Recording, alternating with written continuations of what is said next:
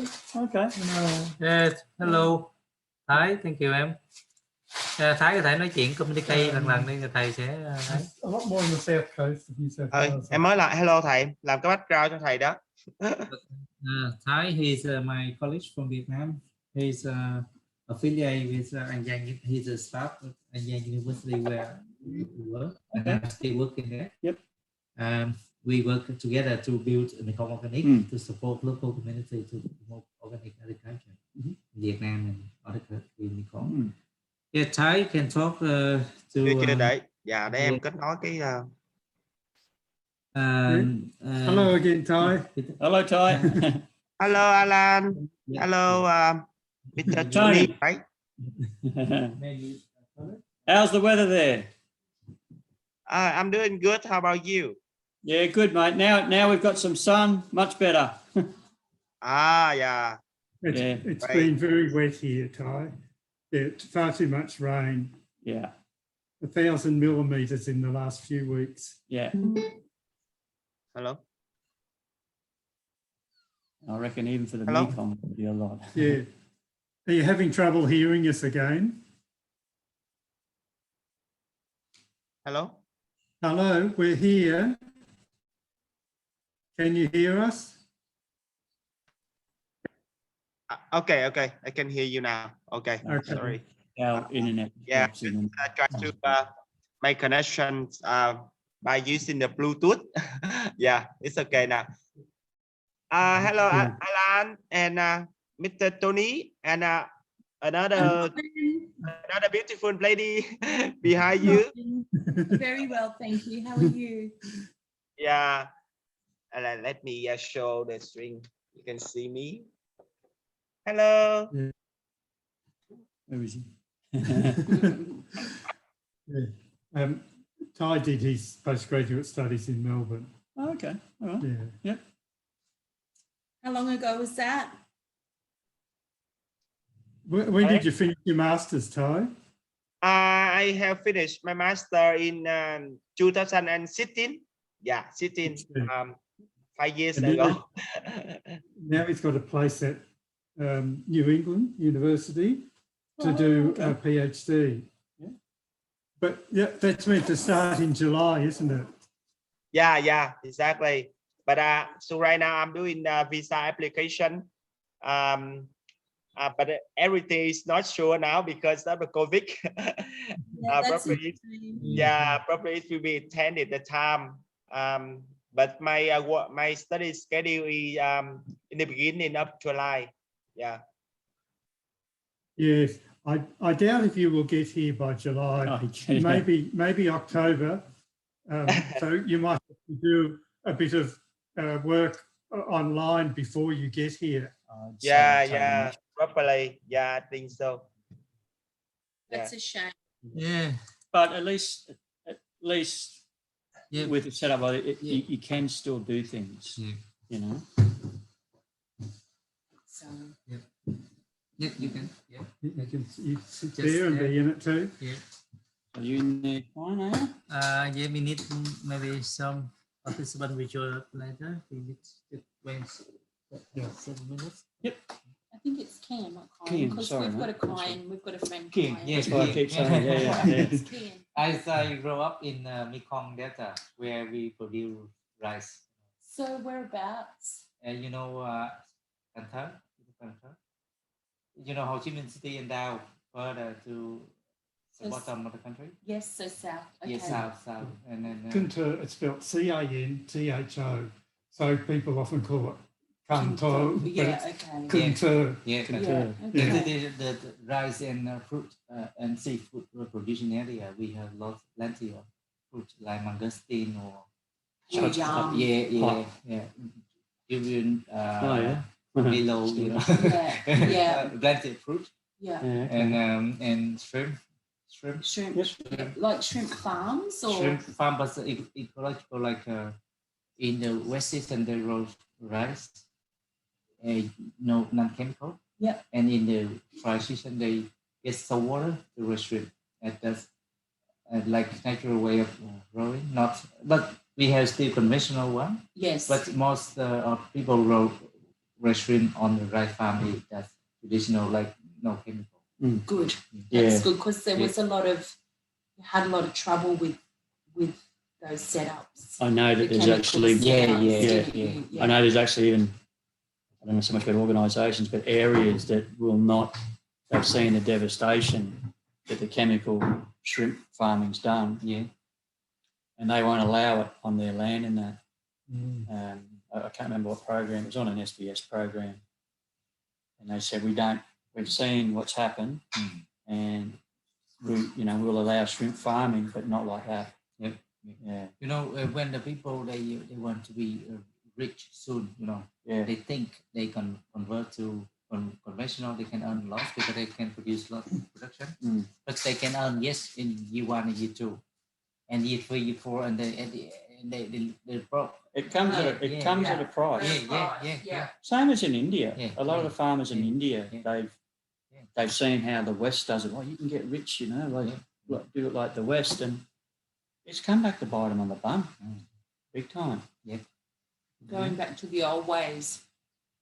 Yeah. So I know people. Ty, can you share the link to all the participants on your Facebook or on Messenger? Yeah. Okay, I will do it now. Okay. And other people work in organic veggie in Vietnam. Originally, we set up this program funded by Rotary Club. Rotary Club of how it came around. They fund 6 farmers from Vietnam to visit Australian farmer. We decided to be here. Yep. To take 6 farmers to be here. Yep. But we pay tickets with everything already. But the COVID, actually we planned to travel on March last year. Yeah. But we canceled, and we discussed with the donor that we can ship to virtually education. Zoom like this, and Alan and I travel to the country, and people. At least it can be done. Yeah. That's the thing. Yeah. They may not be able to come here, but and now I think the impact is more. Just if 6 farmers be here, that's okay. But now some Zoom, there are many participants, like 100 participants or 50 participants, and we can share the Zoom on the website or Facebook, so you anyone that can listen. And so you wouldn't be able to get that many people here, Firstly. Yeah. We had Robin's niece, his partner. He's Sumatran. From Sumatra, but from North Sumatra. Yeah. So not Aceh down. Yeah. They're actually Christian. Batak people. Yeah. And so he went to Bali to work, and that's where they met each other. And so he's from a farming area.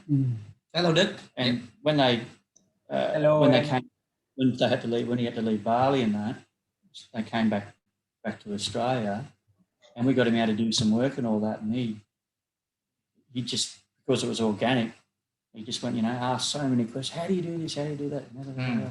Because Sumatra, once again, it's, if you want a prosperous chemical, so they think. Yeah, I've been to those vegetable growing areas in North Sumatra. And yes, there's a pesticide ad on every post and every tree. That's the thing. That's how they, and that's, and that's why when he came here, he saw something different. In our team, we have that. He initiated small, just half hectare, to grow about 32 different veggies, and he supply about 500 clients. In the city we have 350,000 people in our swing where I live. And just about half hectare. Yep. Alan were there. We provide training over there. Yeah. Okay. And yet now he will be here soon. Yeah. Good. Yeah. See, that's very what in a way, and he's used student from university. Student work with him. university students. Okay. They can practice and they can. But we don't have that. Yeah. I'd love to have that. We'd do a lot more. I think we have a lot of laborers in Vietnam. Yeah. But he still struggle with finding a suitable worker or student because most students are attracted by pesticide company. Really? Yeah. Because when they study, because in the university they never taught organic agriculture where I work. Yeah. I used to study land management, but study about soil, but not the concept of organic agriculture. That I learned myself. Not See, from that- the- But It's probably looked at as that's old. That's not the way to progress. Mm. It's viewed as like, well, that's old. Did your parents or did your parents, did they prosper? Mentalities here as well. It is. Oh yeah, but that's what I'm saying. That's the mentality. And look at doctors. That wing that they studied at university, that wing was bought by Bayer. And so that's how the lecturers teach. Yeah. And so therefore the doctors, that's what they prescribe. Yeah. Yes, but things are changing in Vietnam because there's people getting more concerned about health. I think the pesticide levels in food are quite high because the regulations are weak. Yep. The pollution levels in the waterway are very serious. Oh yeah. So there's got now government support for organics too, on the national level and the provincial level. So the prospects are good. Yes, Yeah. we last in 2017 they issued a national standard for organic agriculture, and it stands for firstly rice and then for animals and fishery, shrimp. Yeah, but particularly for animals because Yeah, they're yeah. so exploited. Yeah, and now they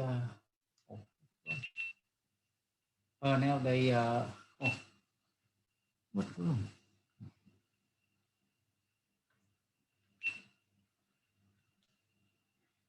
just last year the prime minister issued the decision that they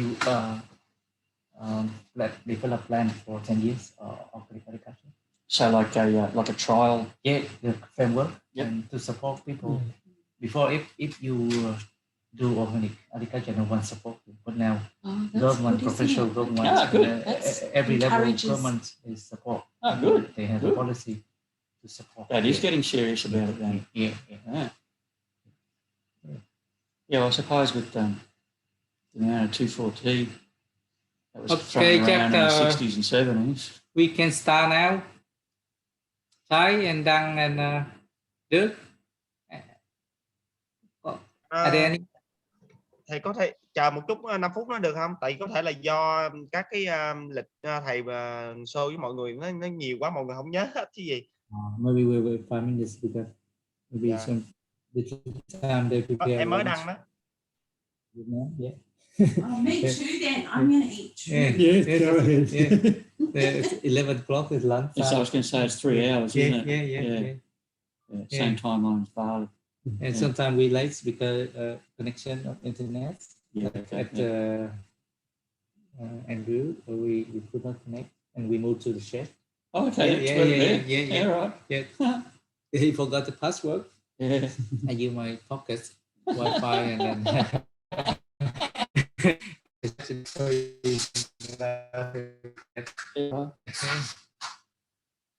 We used to, I used to buy banana lands. So I'd buy bananas there and use like room before we had a facility. Yeah, so I ended up actually the one we got We've got it. on the one. Yeah. You want to eat? Kept saying, well, My coach helped he got a couple organic. They live on the house of conventional farmers. oh, yeah. You see the We don't need any more. You know, Yeah. we did Seedlings. Yeah. But yeah, Andrew you see, was. outside, outdoor, you see lots of you know, tropical rainforests, trees, you know, like yes, like also we met Andrew.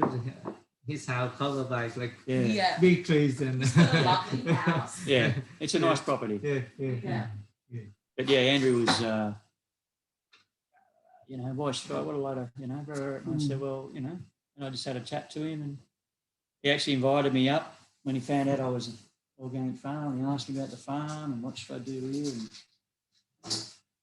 I thought myself, well, this guy's picking my brain for nothing, but I don't mind, you know.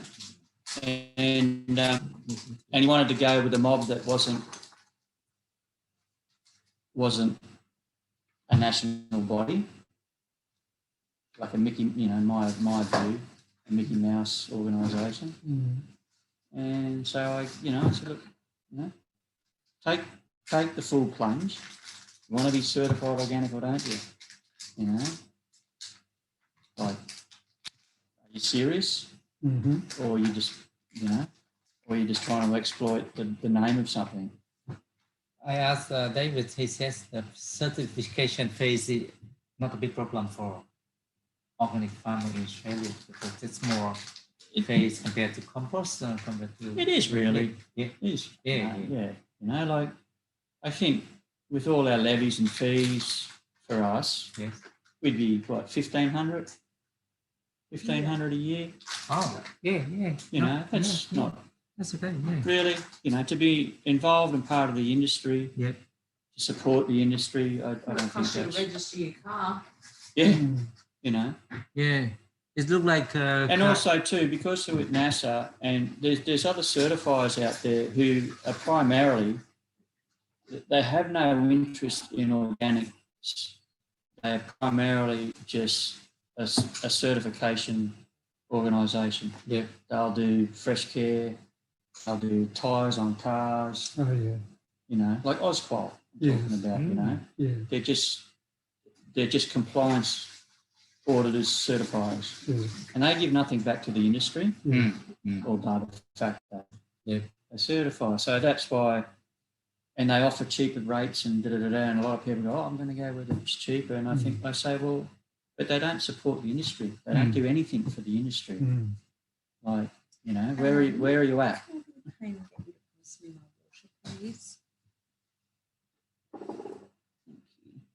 You know, and that was sort of a little bit of the path Andrew was taking. And that's why I said, well, you know. I got those from the markets yesterday. If you want them, they're organic. Mix. I think they're biodynamic. Yeah. They're lovely. Bắt đầu chưa Thái? Can we access this later? Yeah, the video. Yeah, we share. Yeah. Thái, can we start now or wait? Dạ anh nghe. Ok, bắt đầu ha. Alo, Quyên ơi, em tham gia bây giờ luôn Quyên. Alo, em tham gia vào cuộc họp bây giờ đi. Đây đang mới bắt đầu nè. Ở Quyên á, rau rất là hay về vấn đề rau. Đạt có đọc. Vào ha, mọi người chờ luôn nha. Giống hình Đạt á. Có Quyên tham gia đó đó, Quyên mới nhắn cho em nè, em mới gọi cho Quyên luôn. Giống mô hình Đạt ở đọc. Dạ. Để em gọi cho Đạt. That's the one that produce organic veggie. Okay. Dùng gạo. Việt Hà. Không biết được. Việt Hà Farm. Yes. And of that. Yes.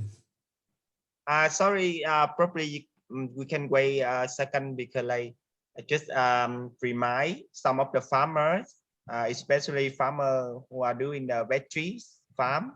So I think it would be a good discussion for us to have the veggie farmers from Vietnam. Yeah. Yes. Like we have the same interest.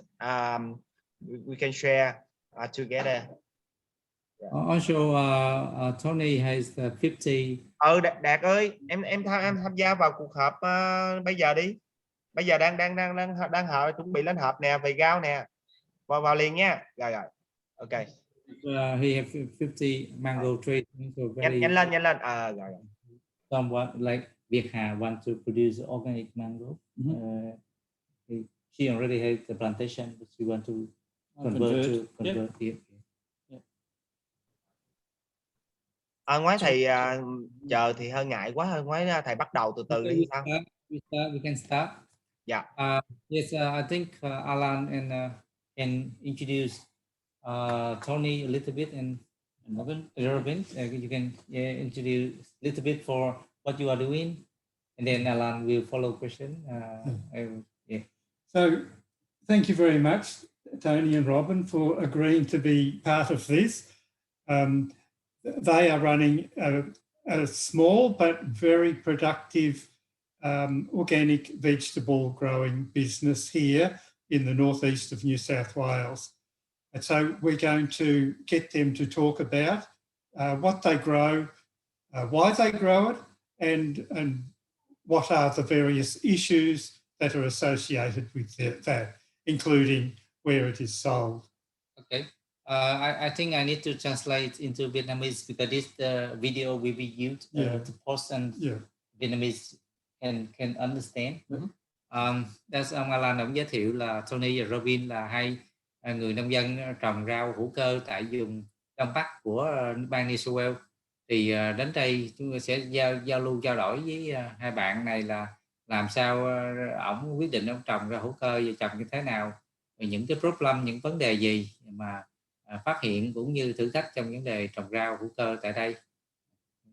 So first of all, can you tell us what vegetables that you grow here? Well, it is seasonal. So our seasons range from, 30 degrees, 35, high rainfall. So now coming into winter, temperatures are much milder. So the crop will vary with the changing conditions. We do, as far as vegetables go, we do try and grow a lot of leafy greens, lettuce being a crop that we try and grow all year round.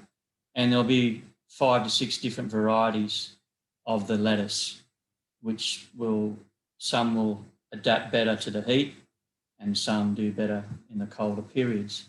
Okay. Vì đặc điểm cái vùng này thấp và nhiệt đới, cận nhiệt đới và đặc biệt là nó mùa nóng thì khoảng 30 đến 35 độ, mùa đông thì nhiều khi là nó xuống mấy độ rồi, cho nên nó lạnh. Cho nên là cái việc trồng trọt ở đây phải phù hợp với thích ứng với cái thay đổi của khí hậu thời tiết.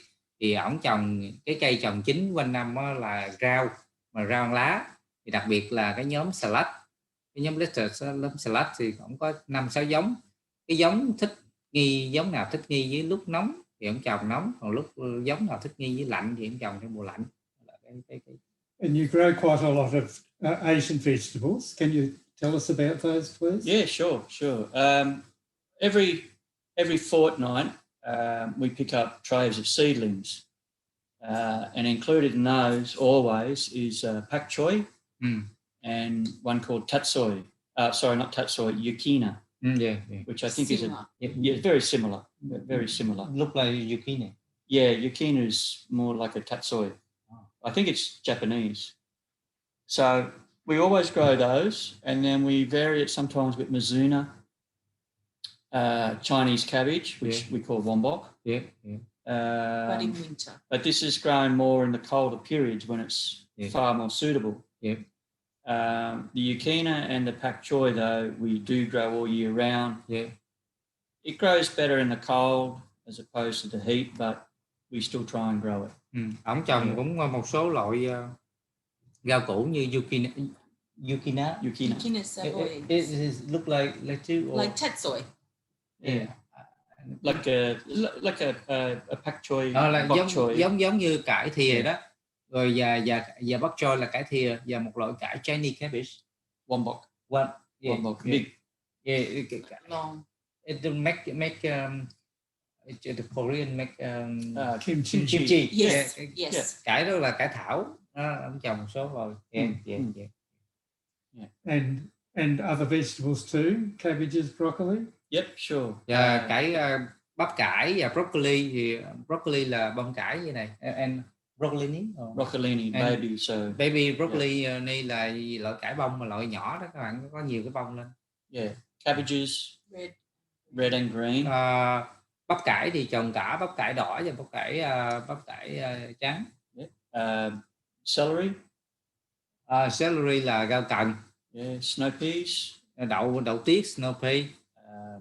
Shallot or Shallot. Spring onion. Yeah, giống như của hành xanh đó. Yeah. And bitter greens. And some, bitter leafy greens. Rocket, dandelion. I don't know much Vietnamese. What would rocket be? Arugula. Yeah. Is Italian. Just a bitter leaf. Yeah, bitter leaf. Bitter. Good for very bitter. Yeah, but good for. Look like kale or look like. A little. It's same family as kale. It's a brassica. Nó giống như cái kale đó nhưng mà nó peppery. Đắng. Peppery. Okay. Peppery and bitter. Yeah. What area do you have in vegetable production? The overall area that we have would be not quite 2 acres, but there's never 2 acres under production at any one time. There's probably, say, 8 different blocks in amongst that area, and some are more suitable to summer or winter. And when they're not being used, they'll have a green manure legume incorporated into them for various reasons. Ông có trồng thì diện tích trồng có 2 cái acre đó, 2 acre thì tôi nghĩ nó chưa tới 1 hectare. Nó 1 acre khoảng hình như 4 ngàn mét vuông ở đây 3.600 4.000 để cái 2 acre thì 7-8 ngàn mét vuông nó chưa được 1 hectare. Và ông chia làm 8 cái lô. Mỗi cái lô ông trồng theo cái mùa khác nhau. Như vậy là cái lô nào mà ông trồng xong ông thu hoạch thì ông trồng lại cái cây mà phân xanh. Cây phân xanh Halloween, cây phân xanh để cố định đạm và tạo thứ nhất là nó che tỏ, thứ hai là nó cố định đưa đạm vào đất, là cách ông làm gì. And we'll also change our row directions for the different sun seasons. Okay. Yeah. Và khi ông thiết kế cái 8 cái lô như vậy đó thì khi ông trồng nó tùy theo mùa, và ông thiết kế cái dòng á nó thay đổi. Ví dụ như mùa đông thì cái mặt trời nó hướng khác, mùa hè mặt trời hướng khác, thì ổng với cái dòng để trồng cây á, nó phải thay đổi để nó hướng đủ ánh nắng. How long have you been farming on this land? Well, we've owned the land for nearly 30 years, and we started farming say 28 years ago. And initially we were conventional, chemical. Yeah. And it was bananas. Yeah. Totally how many acres? It's 11 acres. Tất cả diện tích ổng có 11 acre thì khoảng 5 hectare. Thì đó nông dân nhỏ đây là như vậy đó. Thì rất là nhiều nông dân có diện tích nhỏ thế này. Thì ổng bắt đầu mua farm, làm farm là 30 năm rồi. Và khi mà ngay đầu tiên ổng làm farm là ổng trồng chuối có xài thuốc, trồng chuối theo kiểu conventional, sử dụng thuốc. Nhưng mà sau đó là ổng mới chuyển sang hữu cơ. When you started to move to organic? Well, that's the reason. We can farm conventionally 2 years. Yeah. And fungicide in my eyes and spraying of insecticides.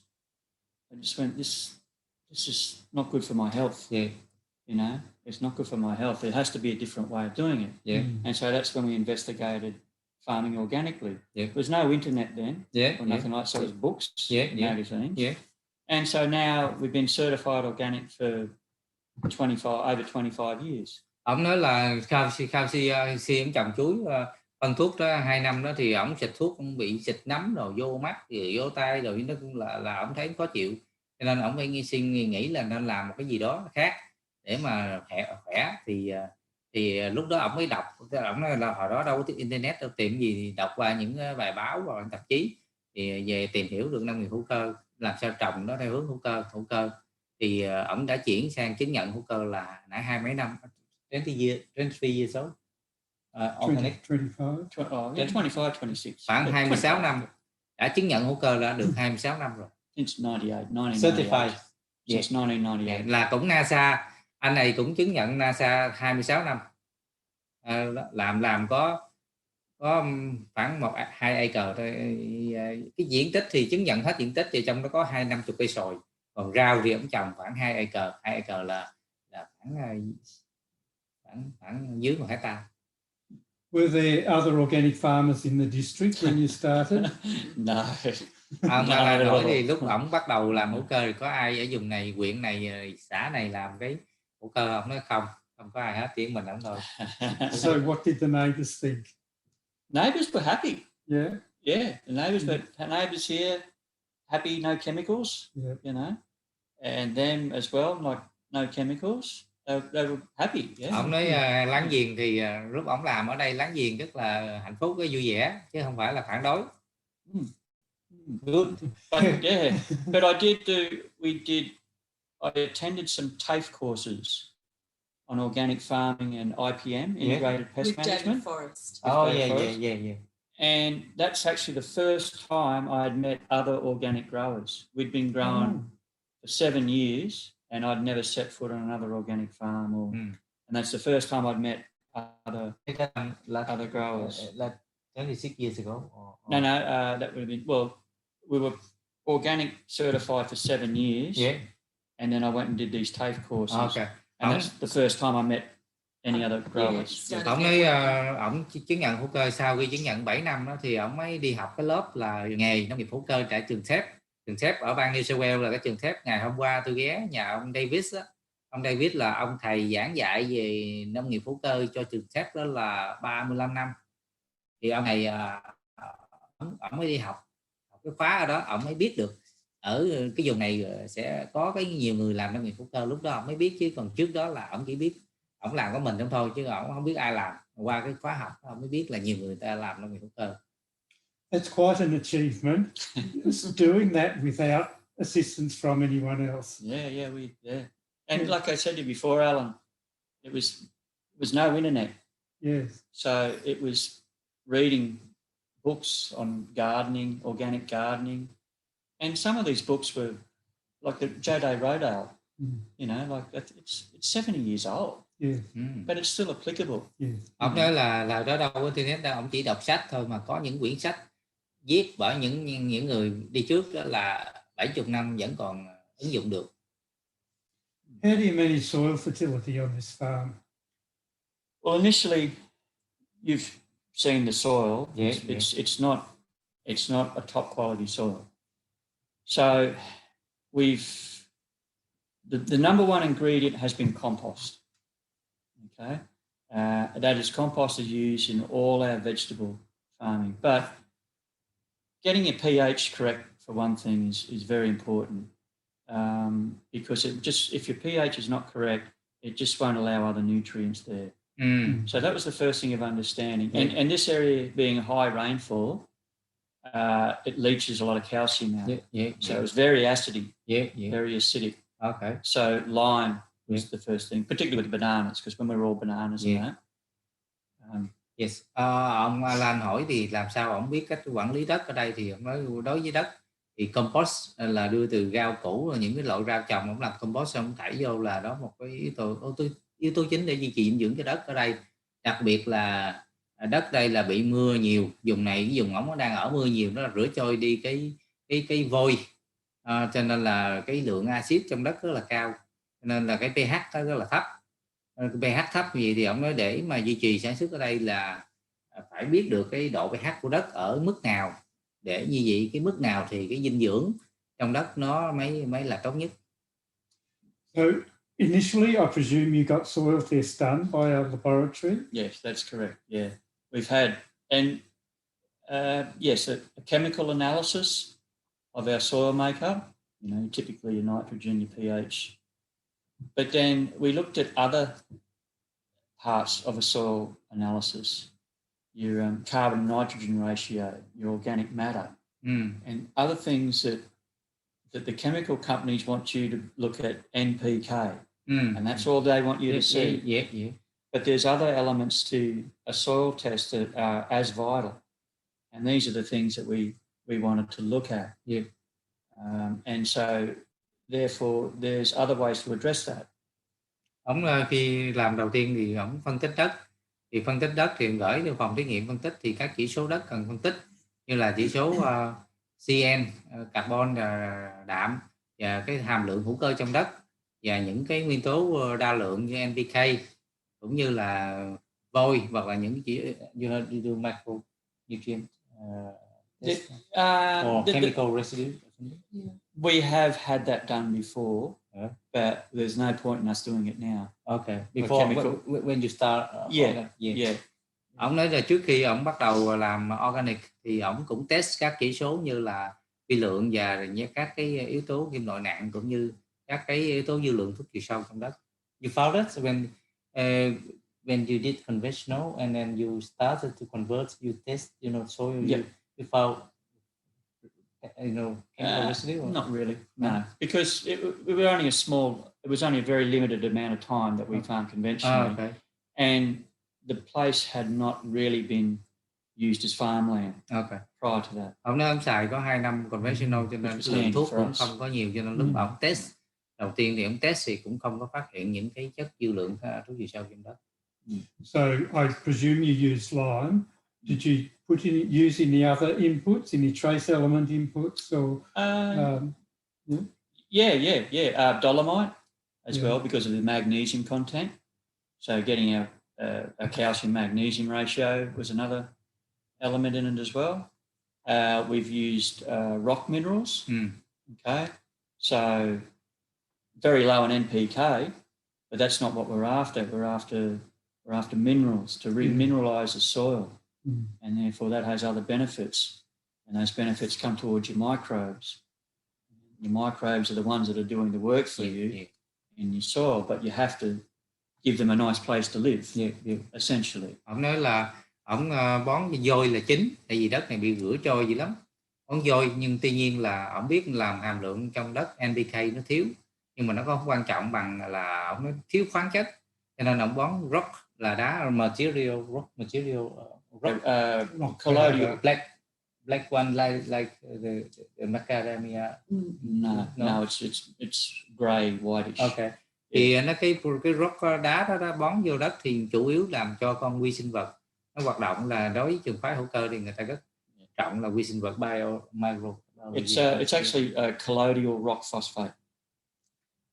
Nó gọi là colloidal rock phosphate, như là có cái chất lần phosphate in a natural form. Okay. Yeah. Có chất lần trong đó. Yeah. Basically, it's crushed basalt. Yeah. That's is in Australia an certified organic asset. Yeah. Thì chuẩn hữu cơ cho phép. Chuẩn hữu cơ cho phép cái đó. Và cái chất đó cũng được certified luôn. Do you still get regular soil tests done? Not as much as I used to now, because with the program we stick to with our composting and various natural fertilizers, I get to see the growth, the end product of the plant that I'm growing is my analysis. Yep. So if the plant's failing and not growing well, well, there is a reason that needs, we have to look at that reason. But everything's growing well, why bother? Ông Alan hỏi như vậy thì gần đây ông có thường xuyên phân tích đất để kiểm tra lại hay không?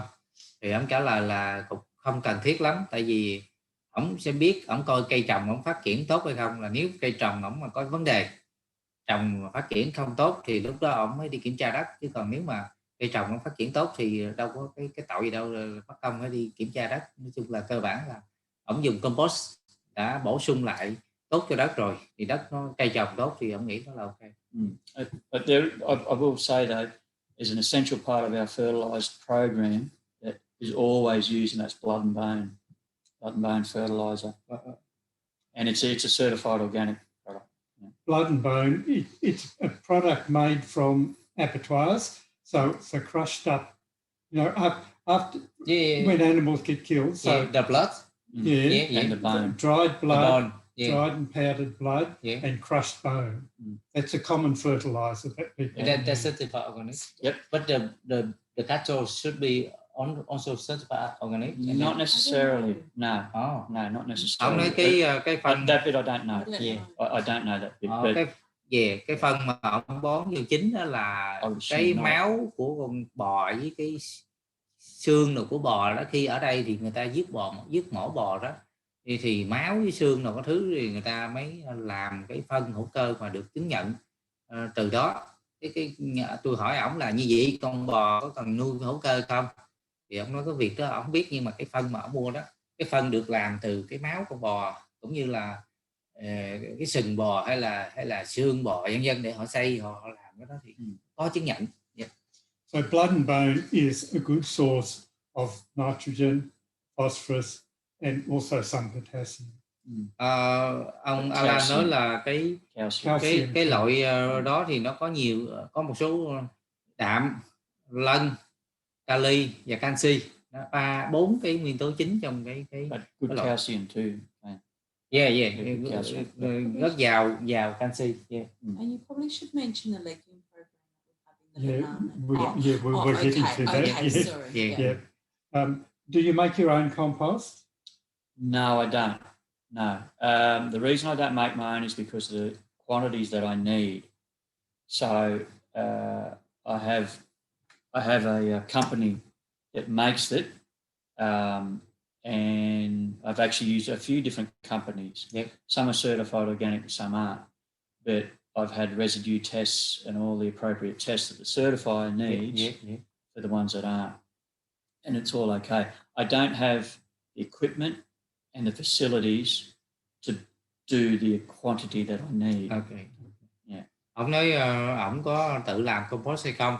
Thì ông Alan hỏi như vậy thì anh Tony nói là không, ảnh mua không, mua cái compost tại vì ảnh không có thiết bị để làm, dứt lượng nhỏ của ổng vậy thì ổng không có làm, ổng mua ta làm compost, mà compost được làm tại vùng này nó có compost làm mà được certified, được chứng nhận hữu cơ. Cái compost đó là yếu tố đầu vào để ổng sử dụng cho cái compost cái vườn rau của ổng. Thì tôi có chụp hình, tôi có quay phim, cái gì nữa tôi sẽ chia sẻ với các bạn. But there's a good business kind of name for someone. Yeah. Business, someone who make compost. Yeah, in Vietnam. Yeah. So the farmers can buy off them. Yeah. You know. Yeah. Ông nói có thể là cái cơ hội cho dân Việt Nam mình certify cái compost để bán export. You mean? Can you talk about how you use green manure crops in your fertilizer and land management program? Yep, sure. Well, in the vegetable crops, as we approach summer with the heat and the rain, it's very difficult to continue growing certain vegetables. So we'll incorporate a legume program which acts in a few different ways. And the main one we use in summer is what's called lab. I don't know what that would be in Vietnamese, but we can look it up. Yeah. Look what? We can look it up to see what lab is. That's manure or green manure for banana or for no, that's vegetable. Just for the vegetables. So it's also used for a cover crop. Yeah. To keep weeds out, to keep the direct sunlight off. Yeah. And then it will be slashed down and incorporated into the ground. Yeah. As we need those rows available. Yeah. Ông trồng một cái loại cây cover crop, ở đây thì người ta dùng tiếng Anh là cover crop, là những cây nhưng cái lúc mà để đất trống đó, người ta không có để trống thì sợ ánh sáng trực tiếp chiếu vào đất và có thể đạm bốc hơi đi, thì trồng cái cover crop đó là để bảo vệ cái ánh sáng không cho vô, đồng thời giữ ẩm cho đất và đồng thời tạo coi rung ở dưới, rồi cái cây đó nó cũng là một cái họ cây cố định đạm, nó đưa đạm khí trời vào đất. Tuy nhiên thì khi ổng trồng nó xong cái ổng coi cắt trộn vào nó vào đất luôn, thì khi ổng trồng cái vụ mới là ổng đã có cái lượng dinh dưỡng trong đất rồi.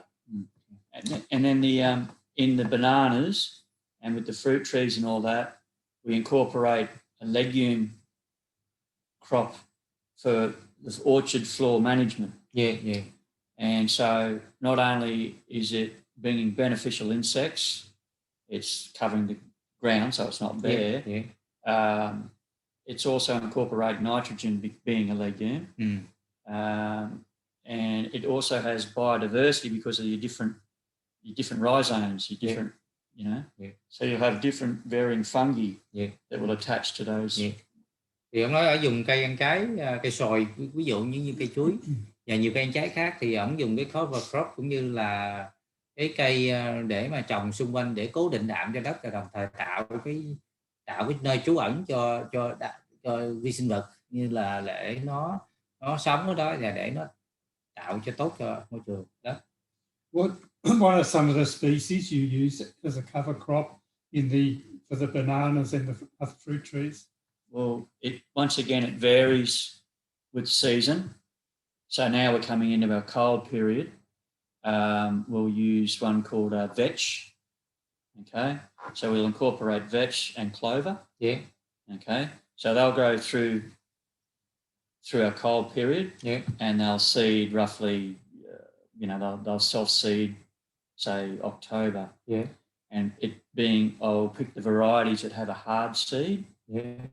Okay, so the hard seed will last for the whole year. Yeah. Until the soil temperature is right again, and they'll self-sow themselves. Yeah. Yeah.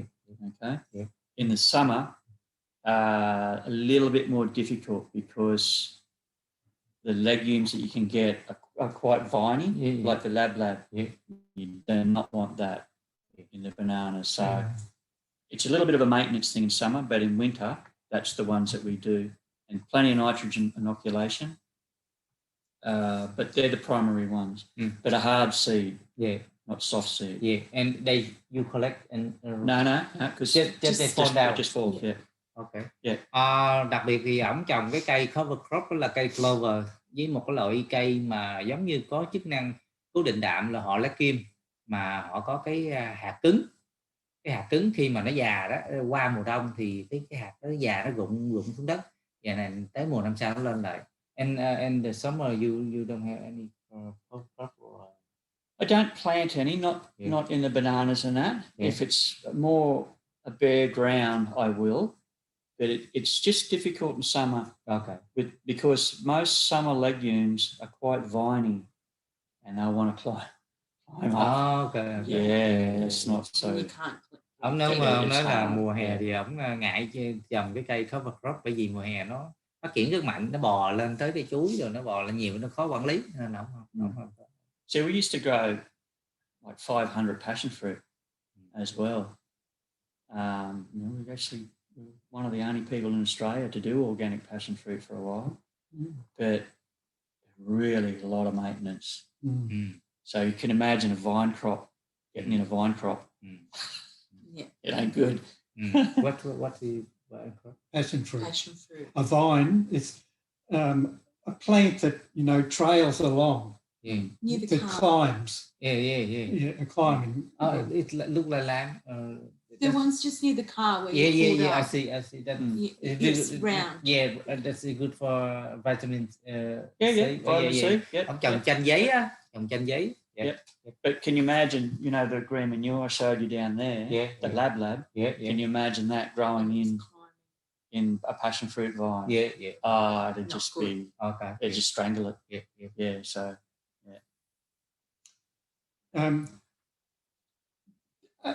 Do you slash the cover crop, or do you incorporate it? Do you plough it in the bananas or the the vegetables? bananas at this stage? Yeah. In the bananas and the other fruit trees, we brush cut.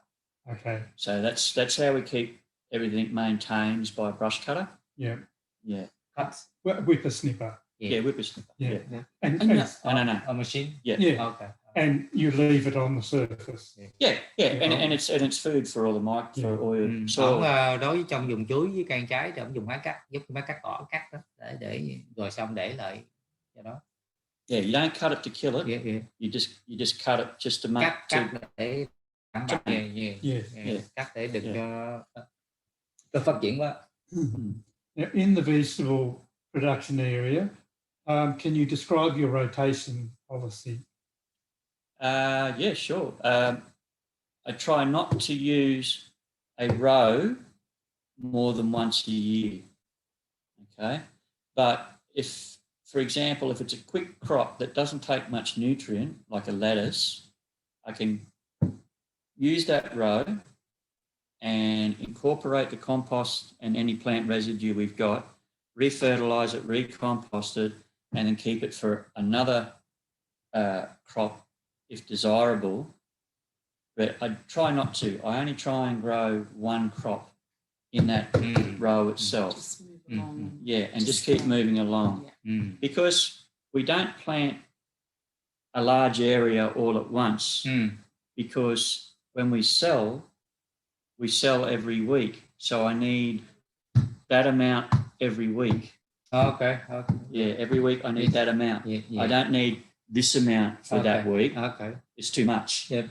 Yeah. Ông nói ông chia làm nhiều cái dòng như vậy thì mỗi dòng đó là mỗi một năm đó cái dòng đó ông chỉ trồng có một lần thôi, rồi sau đó ông trồng lại cỏ cố định đạm nguyên dân, năm sau ông trồng lại, nhưng mà ông chia làm nhiều dòng gì thì mỗi một dòng đó ông trồng một tuần, tại vì ông chia ra một năm là bao nhiêu tuần thì ông trồng bao nhiêu dòng, thì mỗi tuần là ông chỉ bán dòng đó thôi, rồi tới là cái cách ông bán thì hồi nữa ông sẽ nói bán ngoài chợ thế nào các bạn nghe. What kind of water supply system do you have for the vegetables? We've got a spring-fed dam in which we use a firefighter pump, petrol pump. Yeah, petrol pump with 2-inch and a half poly pipe that runs to the head of every block, and then the primary one we use is T-tape. So they have T-tape. Yeah.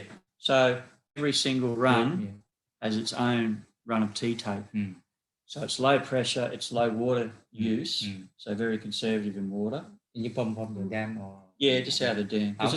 Ông có mua cái máy dầu, ông bơm nước từ cái đam. Ở đây cái đam là cái đìa đó các bạn, như cái hồ đó, thì bơm để ổng đầu cái đường, ổng dùng ống chữ T, rồi xong là ổng làm ống chữ T bơm nước cho đó, cũng nước chảy nhẹ nhẹ, mỗi đường nước nó có một đường ống bằng nhựa giống như ống nước tưới nhỏ giọt mình vậy đó, mà ổng cho ra từ từ chứ không có phải mạnh pressure lắm, ổng để tiết kiệm nước.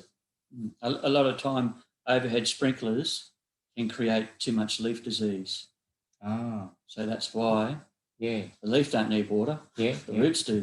The more water like that, well, it's a lot more water use. Leaf disease. A lot more water use. You run the risk of getting a lot more disease. Okay. But also too, in my interrow where the tractor tire goes down, I don't want that watered because that's just going to be weeds come up there. Ông nói giữa hai cái dòng nó có đường rãnh đó thì ổng không bao giờ muốn nước nó chảy ra đường rãnh đó, tại vì thứ nhất là cỏ nó lên ngay đường rãnh. Thứ hai nữa là ổng không muốn cái dầu nước mà phun nhiều, tại vì đối với ông trồng rau ăn lá, ông nói nếu mà dầu nước mà phun ra nhiều vậy là rất là nhiều bệnh, disease for leaf, or fungus or fungal, những cái nấm phẫn trên lá, thì nên là ông hạn chế không cho phun nước vào lá. Các bạn bên mình thì tôi thấy trồng rau dùng cái dồi cứ phun liên tục. Việt Nam they use sprinkler. To spray all the time. Yeah, and people do here too, but I just find for me it's the roots that need watering. And also too, it's like I said, that interrow. If that gets wet, well, that's going to germinate seed. That's weed seed. You know, if I can cut down on the amount of work I need to do, well, then I can concentrate it elsewhere. Ông nói ông dùng cái đường ống như vậy là ra nước rất là mịn, ít nhẹ vô cái bụi cây thôi, để nó thứ nhất nó không cho rịn nước ra ngoài, thứ nhất là tốn công cỏ lên, ông phải nhổ cỏ đó, rồi còn lại là nếu mà How do you convert your lab green manure into a seed bed for planting vegetables? Okay, so we'll have the swath of lab. We'll have a machine called a flail mower, which is a rotary hammers, and that cuts it up.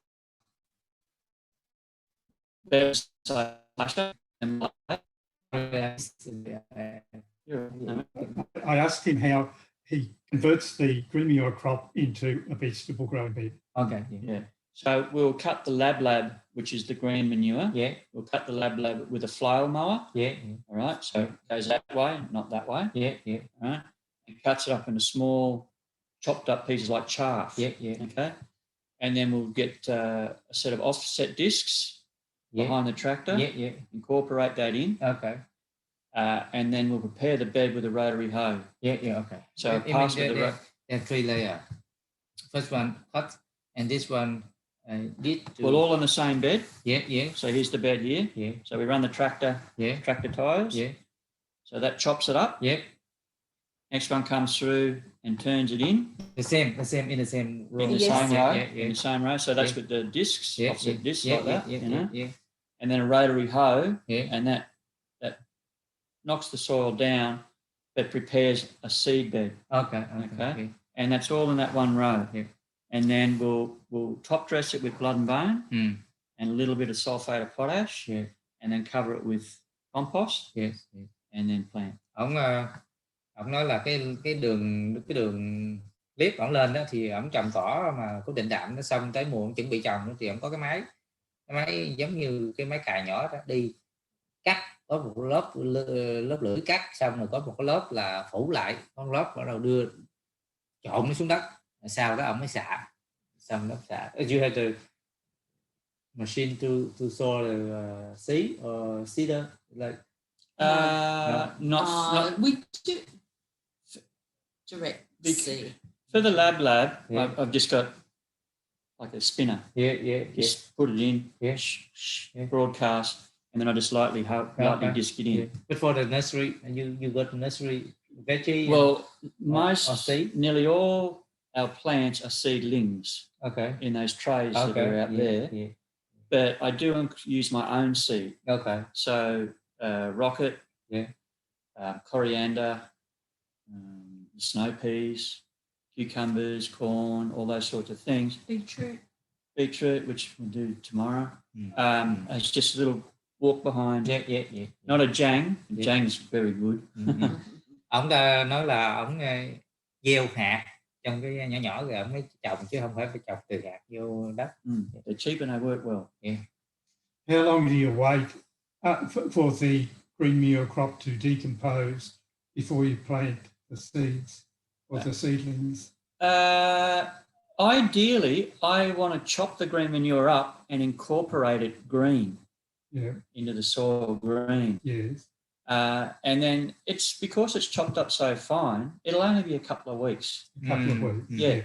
Yeah. Khi ông đưa cái trộn đất giống như là cắt cái cây cover crop đưa vào đất thì khoảng 2-3 tuần là nó bị gọi là phân hủy, rồi ổng bắt đầu ổng trồng cây trồng rau. See, it'll break down quicker when the soil's got heat than when the soil's cold. So there's, Trên mùa nóng thì nó sẽ nhanh hơn, còn mùa lạnh thì hơi chậm.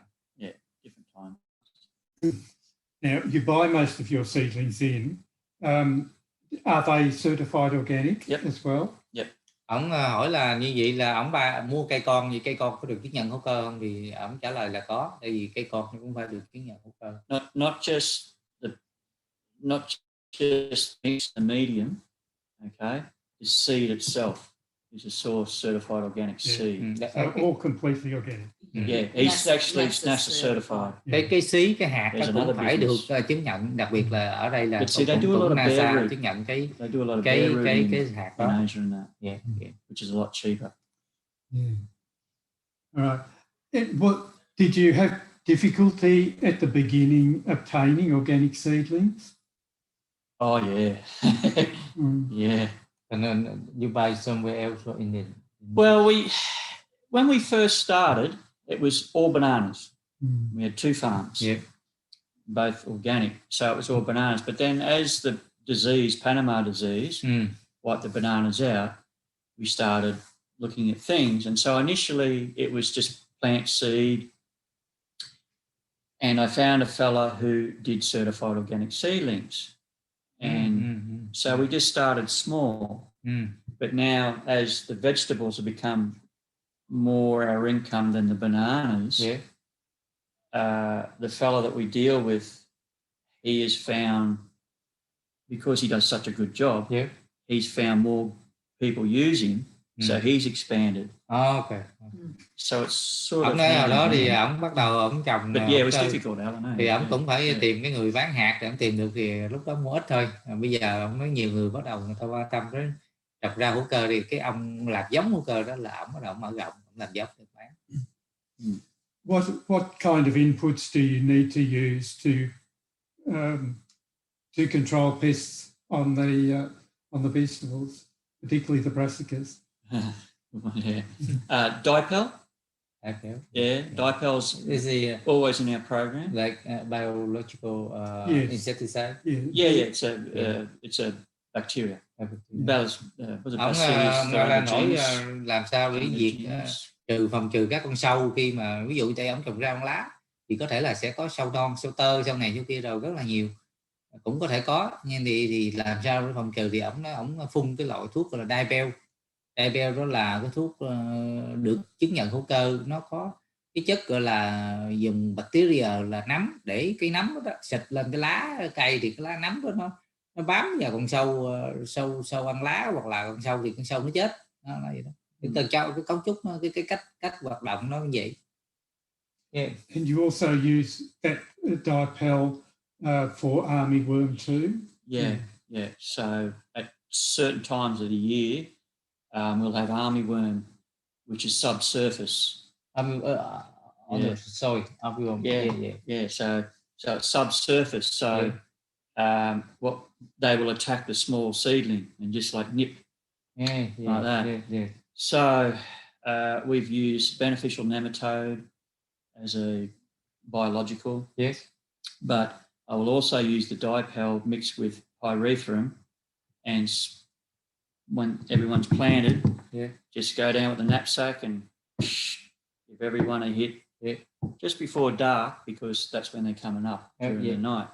Ông nói con sâu giống như sâu ở dưới đất, sâu chắc tôi nghĩ con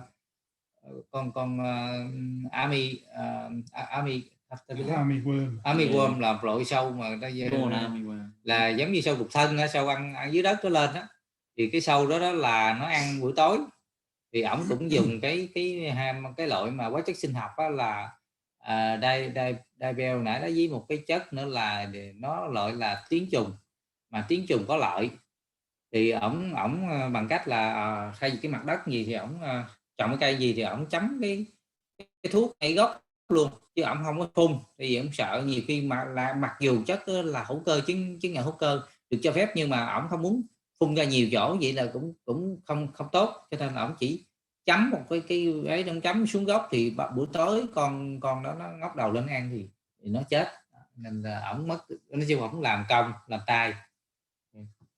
What about aphids? Are they a problem? It can be, yeah. Aphids. Yeah, like small sap-sucking. Look like sap-sucking. Look like butterfly, or look like No. They're tiny. Look like bug. They're usually green, but sometimes they are grey. Yeah. Grey. And they can be in very large numbers and suck the juice out of the plant. Yeah, especially it look like Asian eggs, little eggs. I see. Yeah, green one. Yeah, they under the leaf. Yeah. Có một loại côn trùng gì mà tôi không biết cái tên đó, nhưng mà nó đại khái là mấy em làm mà nó chuyên về cây trồng sẽ biết là nó nằm ở dưới vách lá đó, thì ổng cũng Yeah, they can look like that's the leaf itself. Yeah. Pyrethrum. Pyrethrum. Yeah. And the ladybird was like them.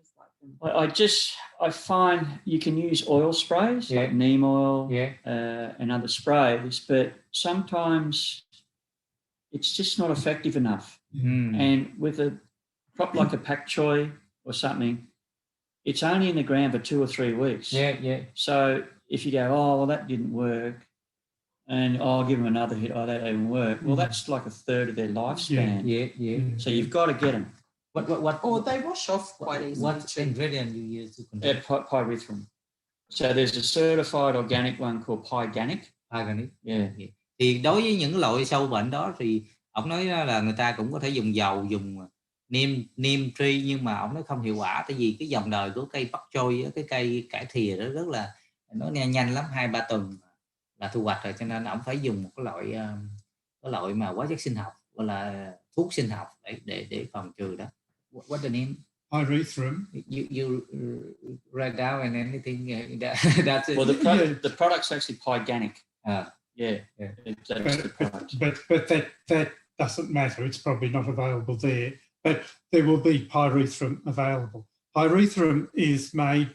It's an extract from a chrysanthemum plant, a species of chrysanthemum. Yeah, but the problem is though, the organic certifiers will not allow pyrethrum that's got a synergist in it called hyperorbit oxide because they've deemed that as carcinogenic or potentially carcinogenic. So there's only one commercially available product of pyrethrum that doesn't have but hyperorbit oxide in it, and that's pyganic.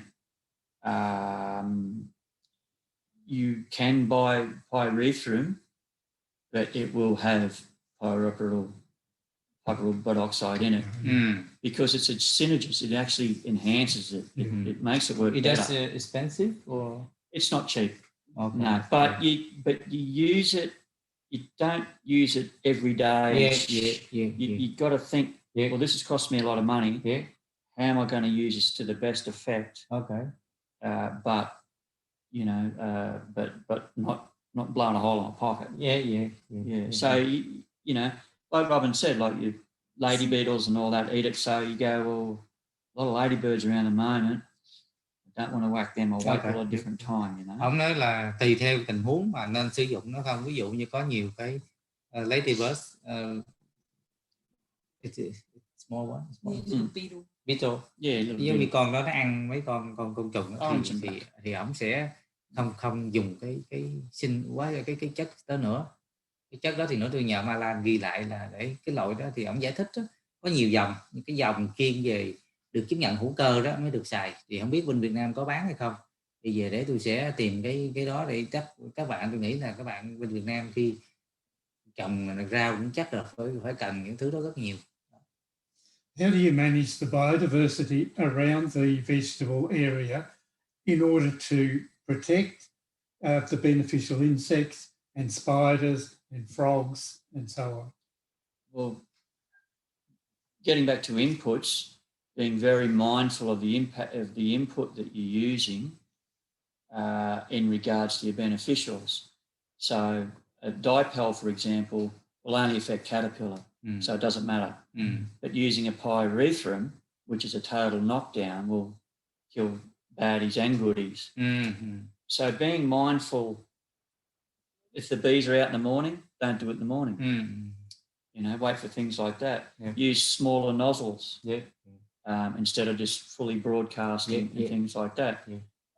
But also having other, like I said, with the legume program in the clover and things in the bananas, it just brings in a massive amount of hoverflies. And so hoverflies are great beneficial.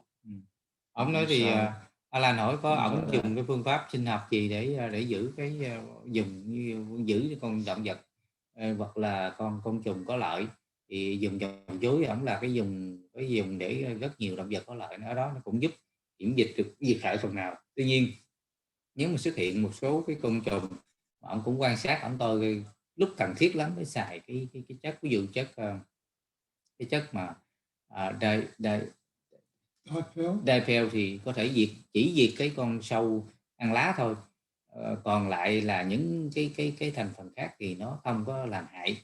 Tuy nhiên cái chất khác, cái chất deodorant, pyrethrum là chất đó có thể sử dụng, nó có thể thiệt hại những cái con vật khác, nên rất là đáng đo hoặc là dùng nó rất là kỹ, khi nào cần thiết lắm mới dùng.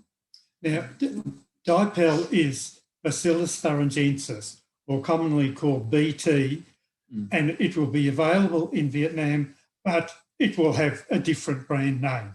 But if you just look for BT, that's where you will find it. Ông là nói như nó là cái dòng BT đó, các bạn tìm thấy đó thì có thể cái tên thương mại nó khác nhưng mà nó là cái gốc BT. Sorry, just saying, we will also leave that, that broccoli, that when we've finished with it, we'll let it go to flower. Okay. And we leave it. And like the beneficials that it attracts. So we could have a row of something new planted right next to it, and the amount of beneficials that you know, are in that area. Okay. So we'll do things like that as well. Yeah. Yeah, good point. Ông It's just not all ông giữ products. lại một Yeah. số cái Yeah. cái cây bông cải đó, nó cho bông thì bông nó thu hút cái động vật, cái con côn trùng có lợi nó tới, cũng là một cách. Thì khi ông trồng những cái rau kế bên cái dòng đó thì nó có côn trùng có lợi, kiểm soát được rất là tốt. Do you leave some of the coriander to flower for the same purpose? Yeah. Yeah. Yeah. And the Yeah. fennel And nearly everything. Nearly everything. Yeah, nearly everything. Yeah. And Yeah. sometimes it's so noisy with bees. Yeah. Yeah. Like while you're working, it's like But it's it's nice great. smell too, eh? Yeah. Nice smell. Yeah, we do. We like the encouragement of something there to bring them in, you know. So like most farmers, don't let it go to flower and all that. Well, it's actually got a benefit. Yeah. Thế ông cũng giữ lại cái cây cây gao ngò gí đó, là để giữ lại cũng làm cái ổng thu hút cái côn trùng có lợi. How do you manage weeds among the vegetables? Funny. Quite a few different things. So the compost on top works as a mulch as well as the compost. Chipping hoe.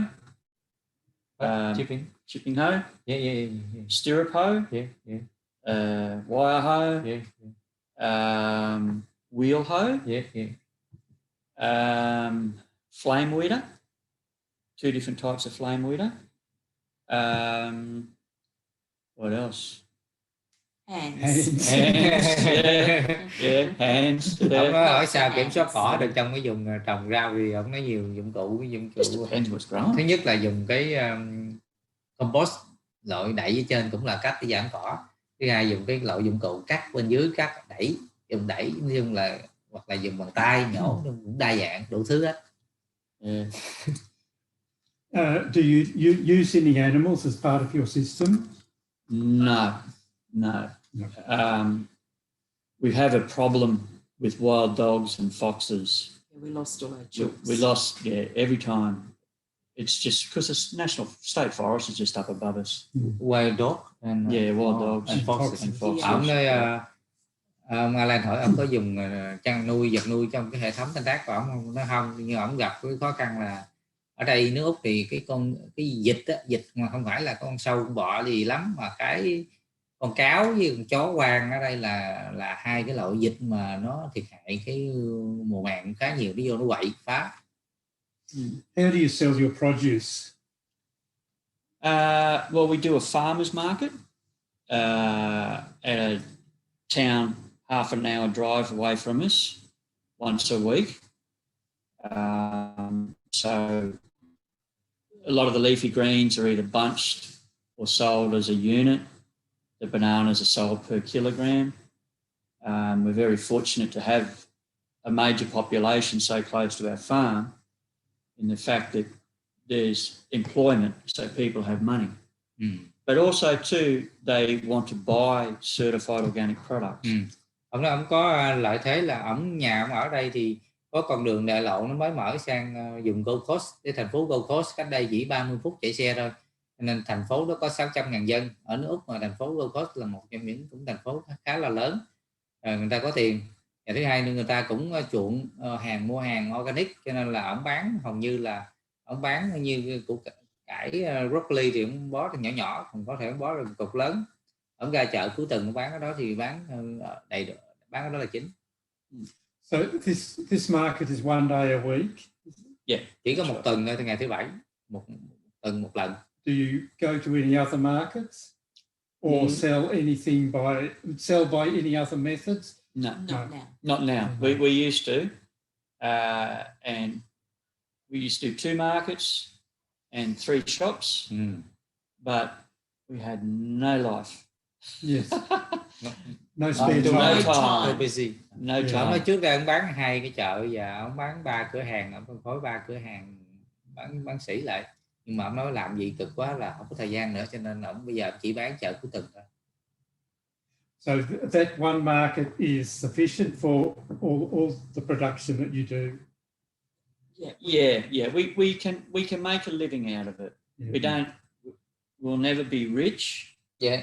but we can make a living. Yeah. Ông nói chợ đó ông bán đủ cái hàng của ông bán, mà ông cũng nói nhấn mạnh là đủ sống, như làm cái đó đủ sống chứ không phải là làm giàu. Nói chung là ông làm có thể là tạo ra được một nguồn thu nhập để sống. Do you do any processing like for coriander seed, for example? No. We try not to do any processing simply because we don't have the facilities. And but sometimes when we bring home bananas that are ripe and we can't hold them over for a week, we'll dehydrate them and dry them on a big dryer, like not a commercial size, but it's a big. So yeah, and then it's just banana. Ông nói ổng thì không có điều kiện để làm cái xưởng chế biến, và ổng cũng không muốn làm chế biến cho rau, nhưng mà ổng có cái máy sấy thôi để sấy chuối, trường hợp ông bán mà không hết thì ông mang về để ông sấy chuối khô, ông làm bán then you sell the dried banana. Yeah. Và ông bán chuối sấy khô. Yeah. Okay. Do you think having organic certification is of extra benefit to your marketing to make it more saleable? I wouldn't farm without being certified organic. It's the path we've chosen. Yeah. And yes, it has given us a niche market. Yeah. And so the people who sort out certified organic product, it's guaranteed that we have the product. Yeah. They want to buy the product. Yeah. So definitely. It's reassurance for them. It's 100% insurance for the consumer to buy, to get what they're actually wanting to buy. I mean, they want to buy with certified. Well, they want to buy certified organic products. Yeah. So us being certified organic gives them the assurance that the money that they're paying is they're getting that product. Ông nói thì ổng trồng, tại sao mà ổng phải chứng nhận hữu cơ, là ổng giống như là ổng chứng nhận để tạo cái lòng tin cho người khách hàng, là cái sự tin tưởng, cũng như insurance ở đây là không phải dùng không dịch cho bảo hiểm, mà một cái sự chắc chắn là cái người mua đó, người ta tin đó là gạo là sản phẩm được chứng nhận hữu cơ. Is that the farmers market exclusively for organic produce? Yep. It's actually the only farmers market in Australia that is a certified organic market. The market itself is actually certified. Okay. Only certified product go there in the market. Yeah. But the market itself is the only one in Australia now that's a certified organic market. Okay. By the ACO. Cái điểm mạnh nữa là ở đây là cái chỗ ông bán là toàn bộ là cái người bán vô đó phải có chứng nhận hữu cơ mới được bán, mà đồng thời cái chợ đó, cái nơi mà để set up cái chợ đó, giống như cái chỗ để bán đồ, giống như cái chợ mình đi, cũng phải được chứng nhận cái chợ đó là chợ hữu cơ nữa. Đó là đầu tiên, có một cái chợ đầu tiên mà được chứng nhận hữu cơ đầu tiên ở nước Úc, bởi chứng nhận bởi tổ chức là ACO, là Australian Certified Organic. Nó cũng một cái dạng ở nước Úc có hai tổ chức lớn, đó là NASA và ACO. Thì cái chợ đó phải được chứng nhận hữu cơ, chứ không phải đơn giản là mình trồng rau hữu cơ, mình chứng nhận rau hữu cơ rồi mình đem đi bán là cái chợ không phải hữu cơ, mà cái chợ bản thân cái chợ, cái nơi bán cũng phải được chứng nhận hữu cơ. Đó là đầu tiên ở nước Úc. The market must be certified. That's the first one in Australia. In Gold Coast. Cái chợ đó là đầu tiên ở nước Úc mà tại thành phố Gold Coast. Are you a member of a organic growing local group? Well, we were with Troppo, but I haven't renewed my membership for them. Yeah, it's not something. So it's not something that's important for you.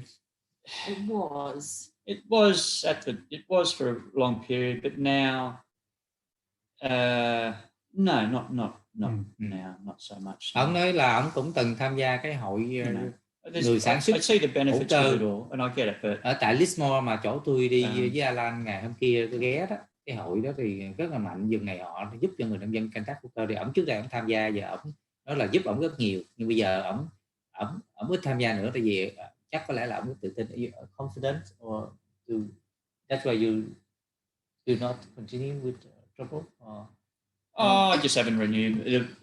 When we were It's down called at, politics. okay. It's called politics, mate. I don't want to know about it. But It those is great. associations and groups are fantastic Good. for growers to get together Yeah. and share and swap information. Yeah. Like they really are. Yeah. I just got a little bit sick of the politics. Yeah. You know. Ông nói có một số điều về chính trị thức tỉnh ông không thích tham gia nữa thôi, chứ còn về mặt kỹ thuật là ông rất là thích. We can go to questions from people in May I ask Vietnam. one question before? Okay.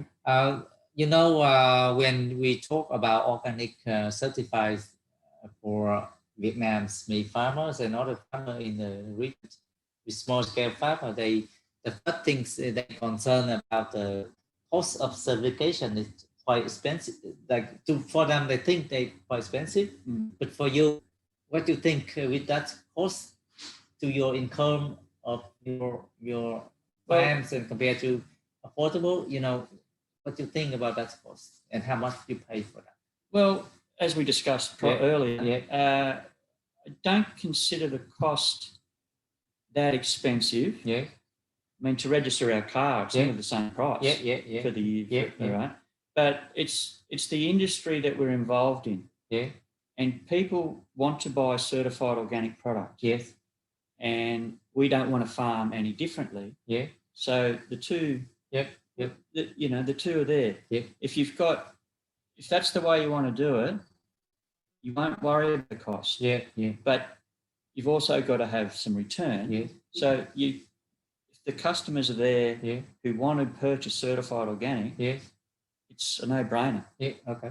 Ông nói tôi hỏi ông gì là cái chi phí tại người dân nông dân Việt Nam mà nữa có đặt vấn đề là chứng nhận hữu cơ quốc tế hay là gì chi phí mắc quá sợ là không dám làm, thì ông nói đối với ổng hoặc là người nông dân làm hữu cơ đây thì mình đã chấp nhận vào cái ngành hữu cơ này rồi, thì thứ nhất chứng nhận là cái yêu cầu của người tiêu dùng, người ta cần cái chứng nhận là mình nên phải làm, nếu mình không làm hữu cơ thì thôi mình đừng có làm, nhưng mà làm thì phải chứng nhận để đáp ứng cái thị hiếu của người tiêu dùng, đó là một.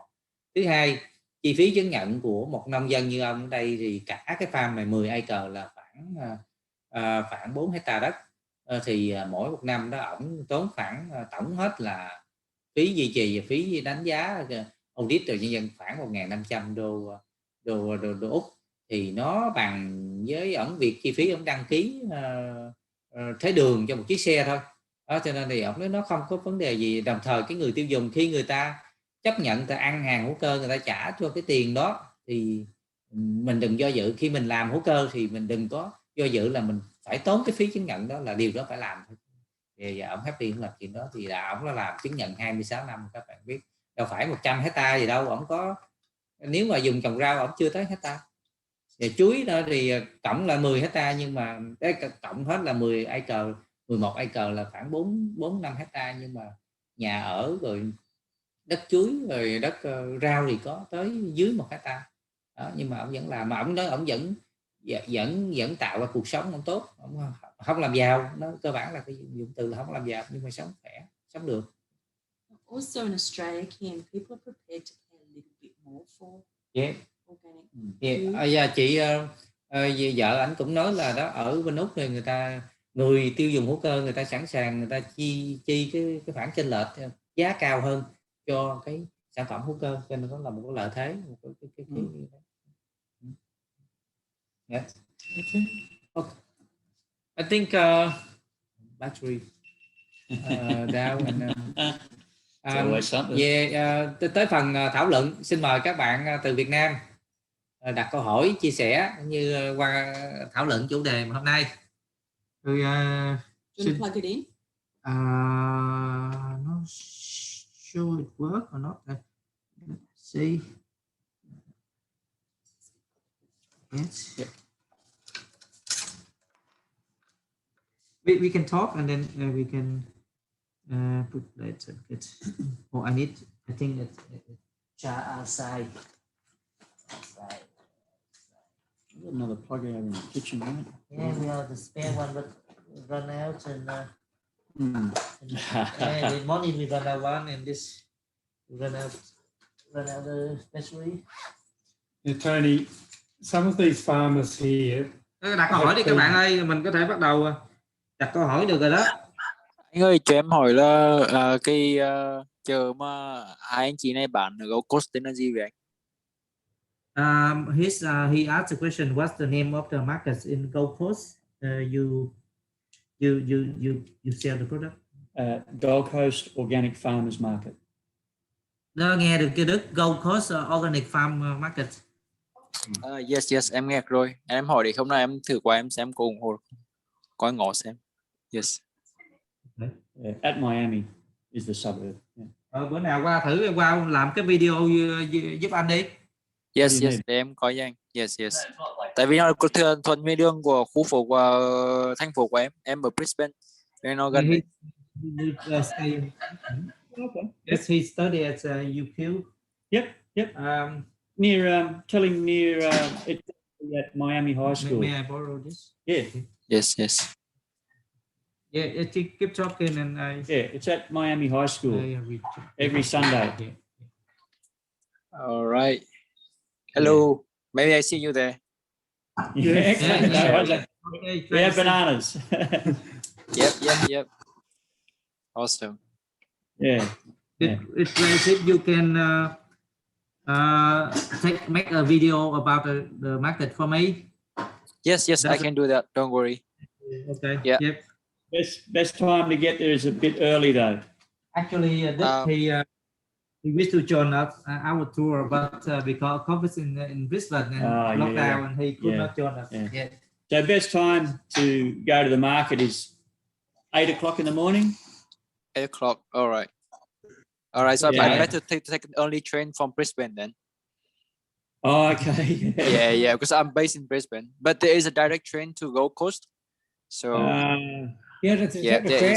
The train. Yeah, but it's still a long way. Yeah. You'd have to go to Varsity. Yeah, I have to.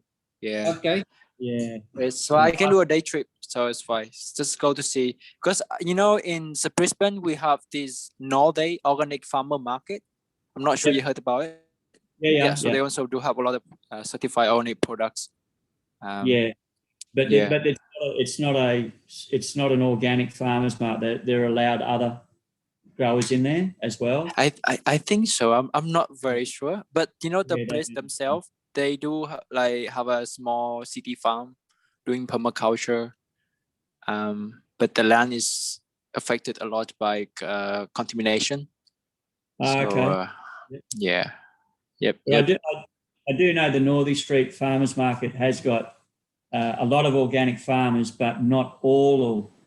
It's not all organic though. Yeah, probably. But there's a very famous guy also selling banana as well in there. Yeah. Yeah. Okay. Yes. Oh, thank you. Okay. Okay, thank you, Đức. Các bạn các bạn khác trồng rau như Trúc Ly rồi nè, quản lý her name Trúc Ly. She work for the Provincial Department of Agriculture in Sopkang province, where my hometown. But she used to study in Brisbane in about agriculture. Okay. And she, Hello. Yes. Trúc có thể hỏi câu hỏi gì không em? So I just have a small questions. So you say that you sell products to only one market. So how much you sell for just one day in the market? It varies. It varies with how much produce we're actually growing. At the moment, we're not growing very much because of the season, but give it a few more months' time, we'll have a lot of produce, as much as two people can grow. Yeah. But we don't take more than what we could sell. We've been doing it long enough to know that it's silly to take, like we might be able to sell 120 lettuce. It'd be silly to take 200. Yeah. Because we wouldn't sell that many. So we know how much, like Robin just said, how much we can actually sell. So on the farm, that's how much every week we grow. Yes. Nó đặc biệt là anh chị Tony và Robin đó là buôn bán cái chợ lâu và hiểu được cái thị trường, cái chợ nó cần bao nhiêu cái loại rau đó một tuần đó. Ví dụ như người ta chỉ dựa vào ước tính đó là người ta chỉ đủ cái đó thôi, cái dám trồng dư. Yes, because the way you do it very different from Vietnam, because the farmer in Vietnam, they cannot sell directly to the market. They just sell to other people, and other people will sell in the market. Because in here we grow a lot. Yeah, it's quite different from Vietnam. Yeah, it's actually no different in Australia. The farmer, Yeah, I know. the farmer goes and sells to the wholesaler or the middleman, and then the middleman sells on to the shop or someone else who wants to resell it. Whereas what we do is we avoid the middleman and the wholesaler, and we grow and sell direct. So therefore, we're not having a percentage of price taken out of our return, and we're selling at retail price. But it also does mean that we have to get up, 3 o'clock on a Sunday morning and work on a Sunday to sell, and Saturday and for every day. So we don't get a day off. Nói chung là cũng có cái câu chuyện, không phải là chỉ Việt Nam là bán qua thương lái rồi bán qua này kia đâu. Nước Úc phần lớn đó, người nông dân mà làm lớn đó, người nông dân cũng phải bán qua wholesaler hoặc là bán qua thương lái, rồi họ mới đi phân phối lại qua các cửa hàng. Nhưng mà riêng đó người nông dân làm nông nghiệp hữu cơ nhỏ như anh Tony và chị Robin và những người nông dân khác, tôi đi gặp rất là nhiều người nông dân hôm nay cũng như trước đây, thì hầu như khi người nông dân mà nhỏ lẻ mà dưới vài hecta nhỏ gì người ta trồng hữu cơ đó là người ta không có bán qua thương lái, mà là họ thường họ bán thẳng ra chợ. Thì ở Úc thì như Ly cũng có đây biết rồi đó, nó có chợ farm market thì họ bán thẳng cái đó, một là phương án. Chứ những người khác thì họ bán qua, ví dụ như hôm trước mình gặp cái ông trồng chuối hay là những người trồng thứ khác thì họ bán qua cái wholesale market. Ví dụ như là anh này bán thẳng bán lẻ luôn ra chợ farm, còn có nhiều người sản lượng người ta nhiều, ví dụ cây macca hay là gì đó thì người ta bán qua cái wholesale thì ở Melbourne, Sydney có những cái chợ wholesale hữu cơ nên là họ bán kiểu đó. Cho nên phần lớn cái người khi đã làm hữu cơ rồi đó là họ bằng cái giá là họ tiếp cận đến người tiêu dùng, chứ họ không có phải qua một cái thương lái hay trung gian gì cả. Đó là cái tiếp cận của người nông dân ở đây. Cái này thì tại vì em cũng thấy nó hơi lạ với em, tại vì trước em cũng đã từng Úc thì thực ra họ cũng bán qua wholesaler không, mà cái là mặc dù là diện tích nhỏ nhưng mà sản lượng thường là cũng rất là lớn. Nhưng mà nãy anh nói thì em sợ em hiểu lầm thôi. Việt Nam mà họ trồng không phải organic á, chứ tất cả người, ví dụ tôi biết là họ thường họ ra cái chợ như ở Canberra nó có cái Sunday market hoặc là Saturday market thì họ cũng mang hàng họ bán. Thì có ví dụ như có thể là em không có đi gặp những người nông dân nhỏ mà làm hữu cơ thế này nên em không thấy hết cái bức tranh là chứ còn nếu mà đúng là những người làm lớn, ví dụ tôi biết những người làm rau ở tại vùng Garden ở chỗ Compost Garden đó, họ người Việt á, họ trồng rất nhiều rau thì họ bán cho cái thương lái đem về chợ Flemington ở Sydney. Đó là phần lớn là những người Việt, họ bán kiểu qua thương lái vậy. We're talking about she used to stay in Australia, but she never seen like this. So that's most organic farmers, they do like that. They try to sell directly to consumer. But a lot of like Vietnamese farmer in Lattanzi, they produce veggie conventionally, and they sell to middlemen or wholesale in Flemington markets in Sydney. It's something like that. That's the scale. Like they have to have this much size to make a living, whereas we can have this much size and make a living, but we have to sell it ourselves. So that's another job that we have to do. But we don't have this size. Nếu cái size của ông cũng nhỏ, cái diện tích và cái sản lượng cũng nhỏ, cho nên ông tiếp cận đi của đó. Còn có người thì cái nhiều quá, ví dụ như tôi gặp mấy ông trồng macca thì ổng phải wholesale lên, ổng không có thể ra chợ bán được cái số lượng nhiều như vậy đó. Cái macca thì người ta đâu có ăn như là rau củ hay là cái gì, hoặc là sáng gặp cái anh trùm mới hồi buổi sáng này, cái anh nuôi trứng gà hữu cơ, thì ảnh cũng mang đến cái chợ hữu cơ mà ở Gold Coast này, ảnh cũng bán, ảnh nuôi mấy trăm con gà, ảnh cũng bán trứng. Anh nói nuôi 150 con gà mà trứng không đủ bán. Ông nói là nếu mà ông tăng lên 10 lần nữa vẫn không đủ, đại khái vậy đó. Dạ. Chứ cái chi phí chứng nhận á, Truyền hồi nãy là em hỏi em thấy họ nói là em chỉ nói khoảng 1.500, thì 1.500 thì nó khoảng 30 triệu của mình, thì thật ra cái chi phí chứng nhận đó hình như là nó rẻ hơn so với ở Việt Nam mình rất là nhiều á. Không biết là bên bạn họ có được hỗ trợ gì không, hay là tại cái chi phí bởi nó rẻ?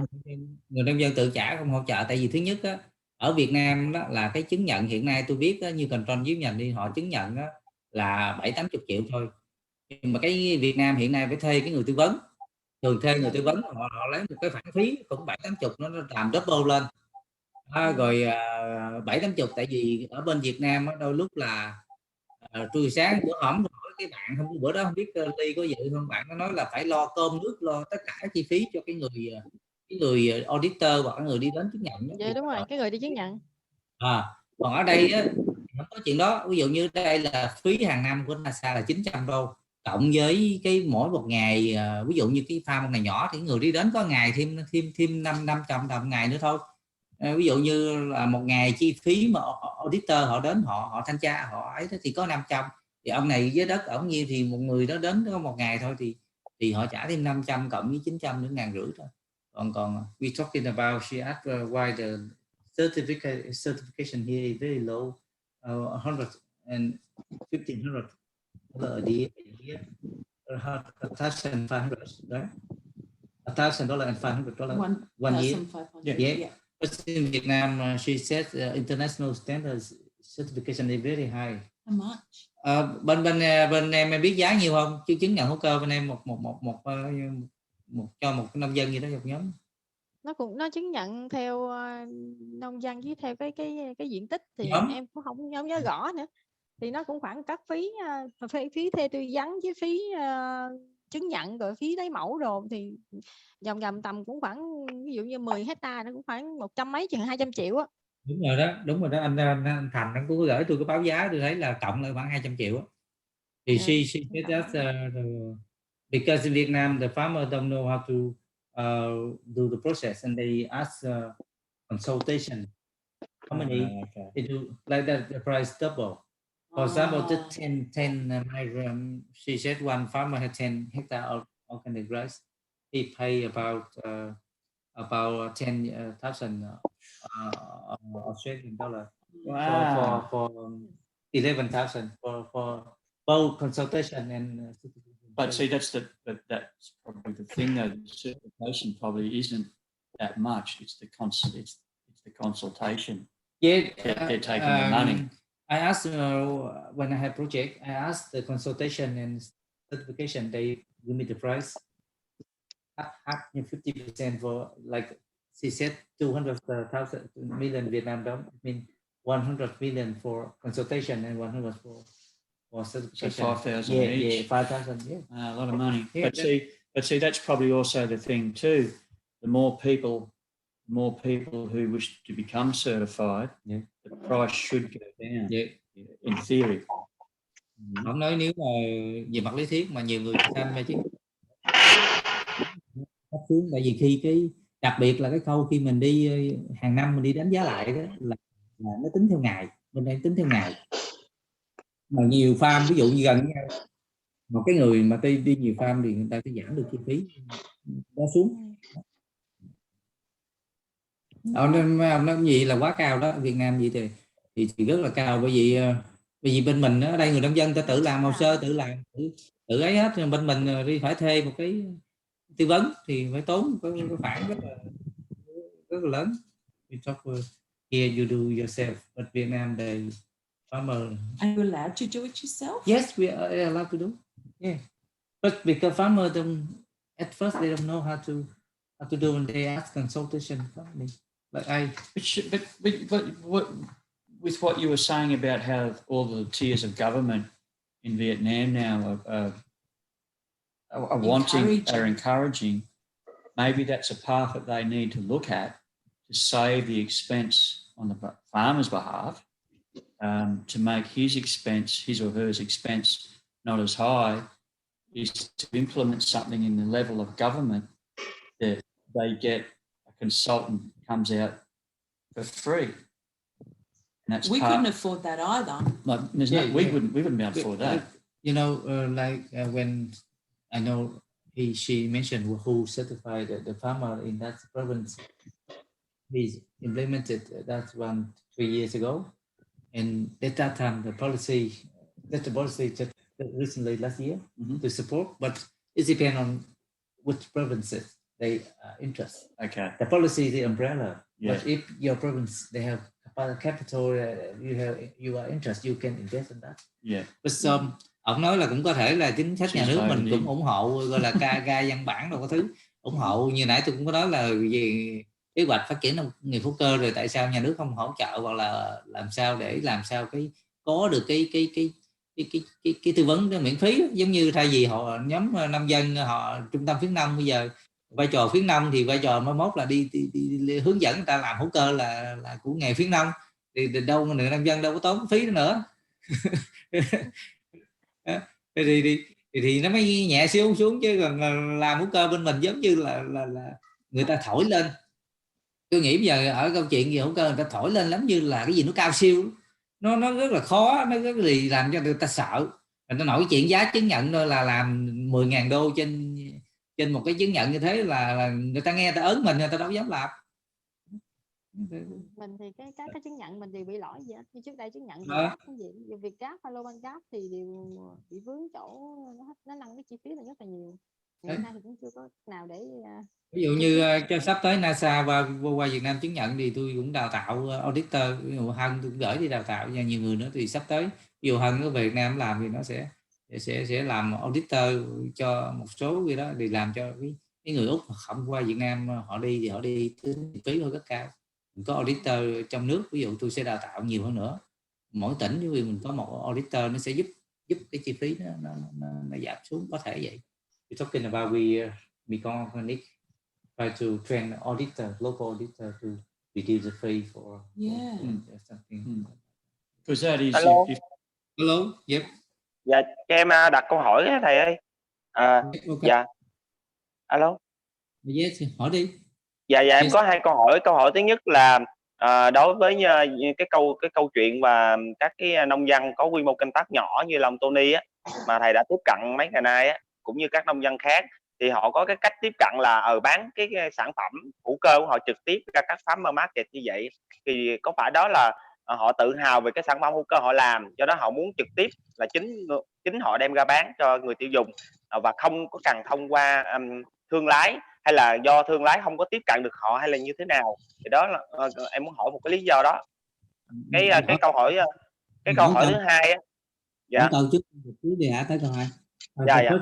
We want to ask he asked he monitor our work and study to see that most organic small scale organic farmer sell their product to consumer, and he asked because the organic farmer, they are proud of their product and they want to bring the product directly to consumer, or the middleman or other wholesaler could not approach to organic farmer to buy the product, or why? It's our scale that we farm. We would not be able to make a living by not getting retail price, the most price for our product. And the way that we can get the highest price for our product is selling direct to the consumer.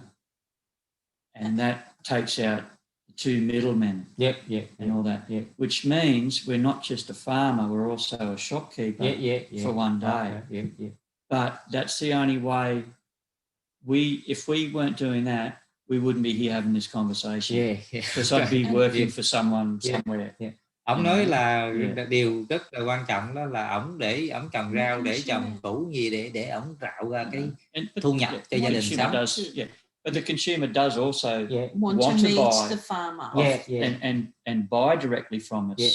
Thì thứ nhất là ổng để tạo cuộc sống mà ổng có thu nhập từ trồng trọt thế này thì nhỏ lẻ thế này đó, thì ổng không phải là những là người nông dân mà phải là người shop seller nữa, ổng phải ra chợ ổng bán mỗi một tuần, ổng bán một lần đó, thì vậy ổng mới cắt được cái chi phí thương lái, chi phí này nọ giữa chừng, ổng mới nhiều bán được cái giá retail, giá bán lẻ, ổng mới có đủ thu nhập. Đồng thời cái người ăn hữu cơ đó, người ăn tiêu dùng hữu cơ rất muốn mua cái hàng của ổng, đó là cái hai yếu tố đó nó làm cho ổng là phải sống còn, thì còn không thôi ổng không thể ngồi ở đây nói chuyện được, bởi vì nếu mà bán cho wholesaler hay bán cho middleman thì đâu có lợi sao làm được. Em thấy cái điều đó cũng rất là chính xác đó. Nó thực tế đó, tại vì ông trồng cái quy mô canh tác nhỏ lẻ, ông trồng cũng không có nhiều mà bán cứ mỗi cuối tuần mới ra bán một lần như vậy, thì nếu mà ông bán cho qua trung gian thương lái thì cũng đâu còn cái gì nữa mà thu nhập để sống. Em nghĩ cái đúng là cái đó là thực tế. Rồi cái câu thứ hai của em hỏi, câu hỏi thứ hai em muốn hỏi là hiện tại bây giờ là từ lúc trồng tới bây giờ thì thời điểm này là hoặc là tương lai, cái điều gì mà ông thấy thách thức lớn nhất trong cái quy trình canh tác cũng như là về thị trường của ông, cái điều gì ông quan tâm nhiều nhất, thách thức lớn nhất đối với ông? Second question, he asked if you have any challenge, major challenge in terms of technical issue and markets for organic production so far and future. Oh, there's always issues arise, but that's just part of farming. That's part of really any business. If you're self-employed, you're always going to have an issue. And there's always issues are going to come up. It's just part of, Also the market, like we can't not turn up, otherwise someone will lose our spot. Oh, okay. It's very, someone occupied us. So like the market, we have to be committed to going to the market each week. Otherwise there's people waiting to get in, and at the moment because we're the banana people, some like Andrew would, if we don't turn up, then the market organizer will get someone else in to supply that product, and we will lose our spot. So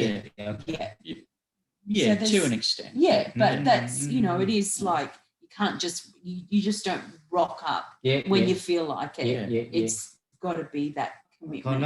It's a commitment. Một cái challenge, một thử thách là nói chung khi mà đã bán hàng ở chợ đó rồi thì mình phải commit, mình phải có hàng điều đặn vào cái chợ đó, không thôi nếu mà mình không bán được, mình người ta sẽ tìm cái người khác thay vị trí mình thì mình mất đi cái cơ hội đó. Đó là một cái thách thức nên lúc nào cũng phải tiếp tục phải duy trì. Cho em hỏi một câu cuối nha. Em thấy là hỏi ông là ông có rất là vui hay không, tại vì em thấy là lần đầu tiên mà thấy có cái người vợ là cùng là đồng hành, cùng là nông dân tham gia canh tác trong nông nghiệp với ổng, và hai người có gặp những có thời điểm nào gặp khó khăn khi mà đưa ra một cái quyết định gì đó, ví dụ như trồng cái gì, thu hoạch cái gì và bán ở đâu, hai người có gặp khó khăn trong cái việc đưa ra quyết định đó hay không? Và ai sẽ là cái người là đưa ra quyết định cuối cùng? He has a very interesting interesting question, and that's why he study gender.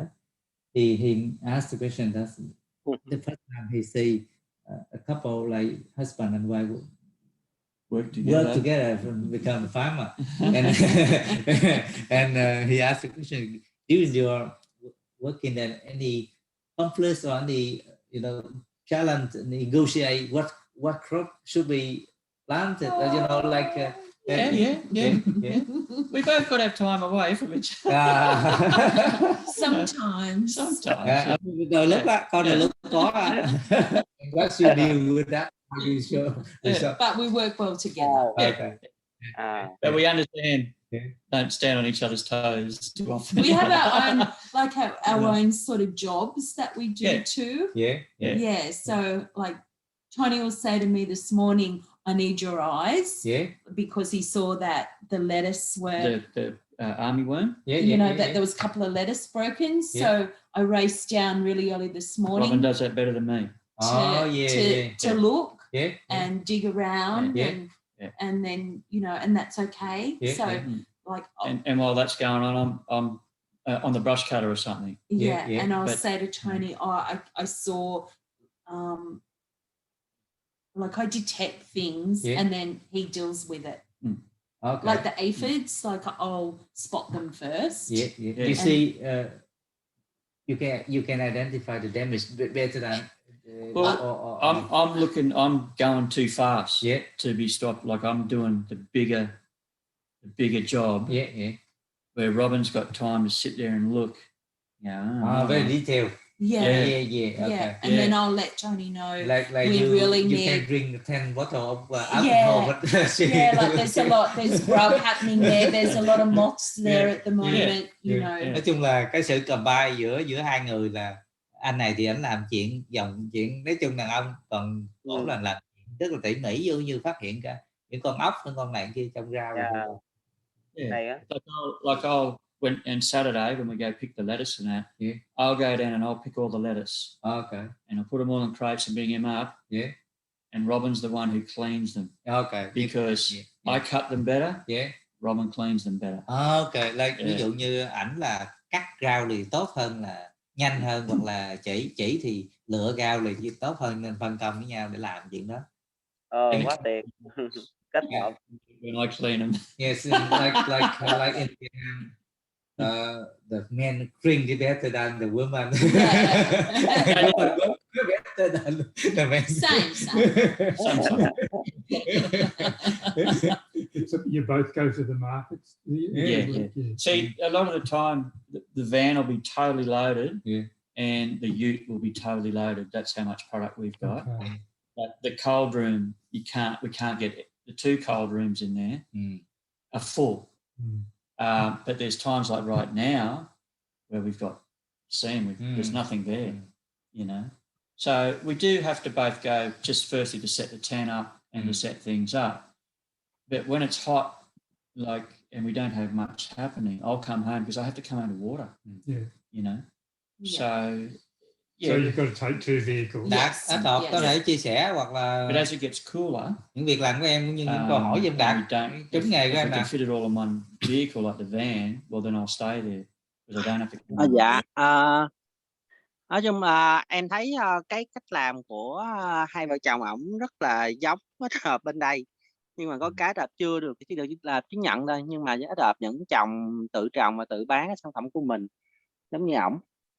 He said your approach is quite similar. His approach sell rows and sell directly to good consumer, but he did not certify. Yes, No. Yeah. but he transparent his process. Yes. He used he used No sprays. fertilizer, but Yeah. no pesticide, no. Yep, You know, yep. he list what he used, what he. Yep. But see, if he can get the market, the people, if he can find the people who want to buy certified organic, and if that will in turn make it worthwhile for him to become certified organic. Yeah. But as it is, it's probably not financially worth his while to do it. But he's still using although really his good principles, practices. although his practices are really good. Yes. Because it sounds quite expensive there. Yes. So that's So good. that's good. That's the trade-off. you know? And consumer trust him. And Yes, that's no good. need to Yes. certify like that. Yeah. But that's the problem though. There's a lot of people out like just up the road here. All right. A fella's got roadside stall, organic bananas. Yeah. They're not. I know they're not organic. Like he still sprays and everything, and that. He just hoodwinks people. So there is that going on. Ông nói thì cũng có những trường hợp, ví dụ hàng xóm ổng là cũng ghi tên là organic banana nhưng mà xịt tùm lum hết trơn, nói chung là cũng cho nên ổng khuyên là he's a crook. But that's good chứng because nhận. people trust, Yeah. you know, what he's doing. But in his case, he talked because To he the is people. my student.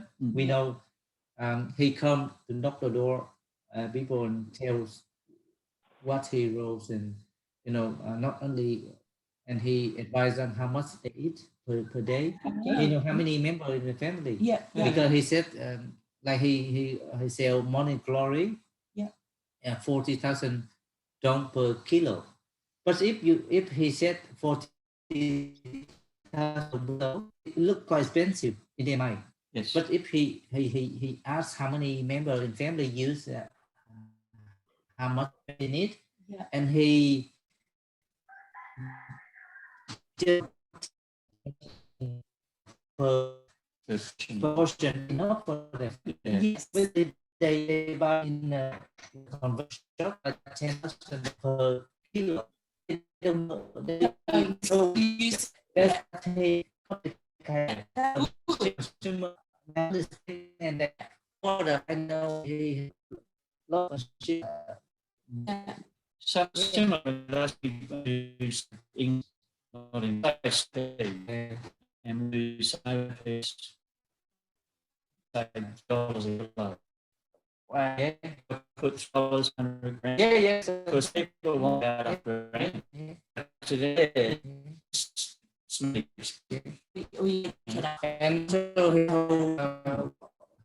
study what she is for, which is some reason with and he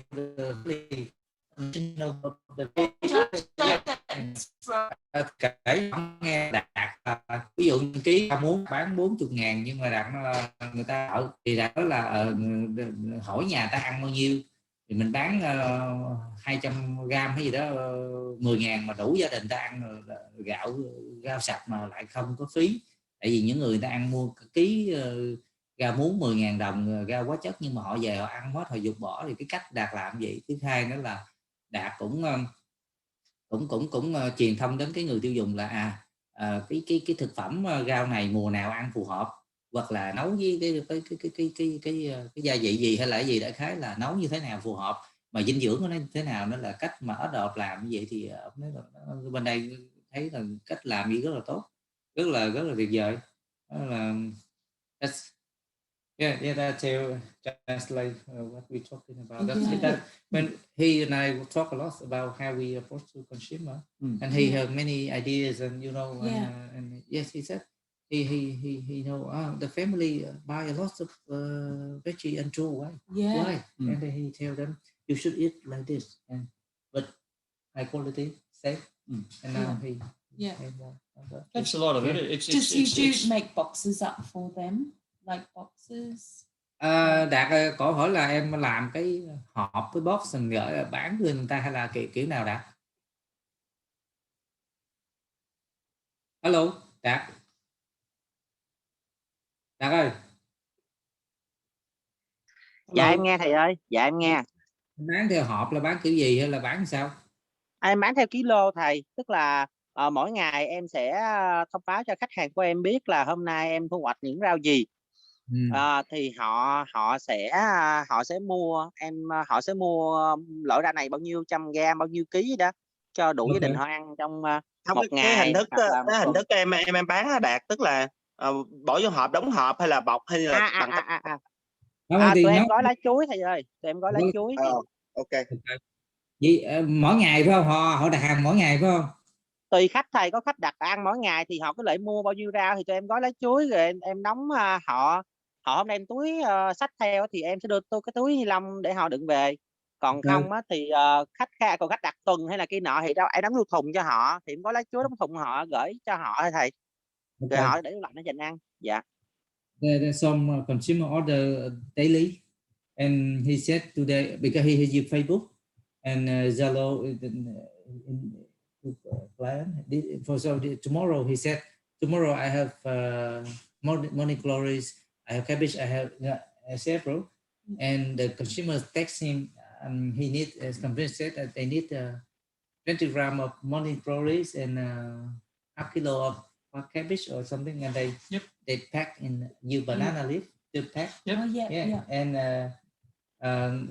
he has the staff bring to the house and home delivery. So he delivers it. Deliver and because the city very inside the city very close and motorbike, like this. And he also said someone order weekly, and he set a box. He sent by box but you banana leaf to cover. Yep. And Instead of plastic. and Yeah, and he also displays in the local traditional market.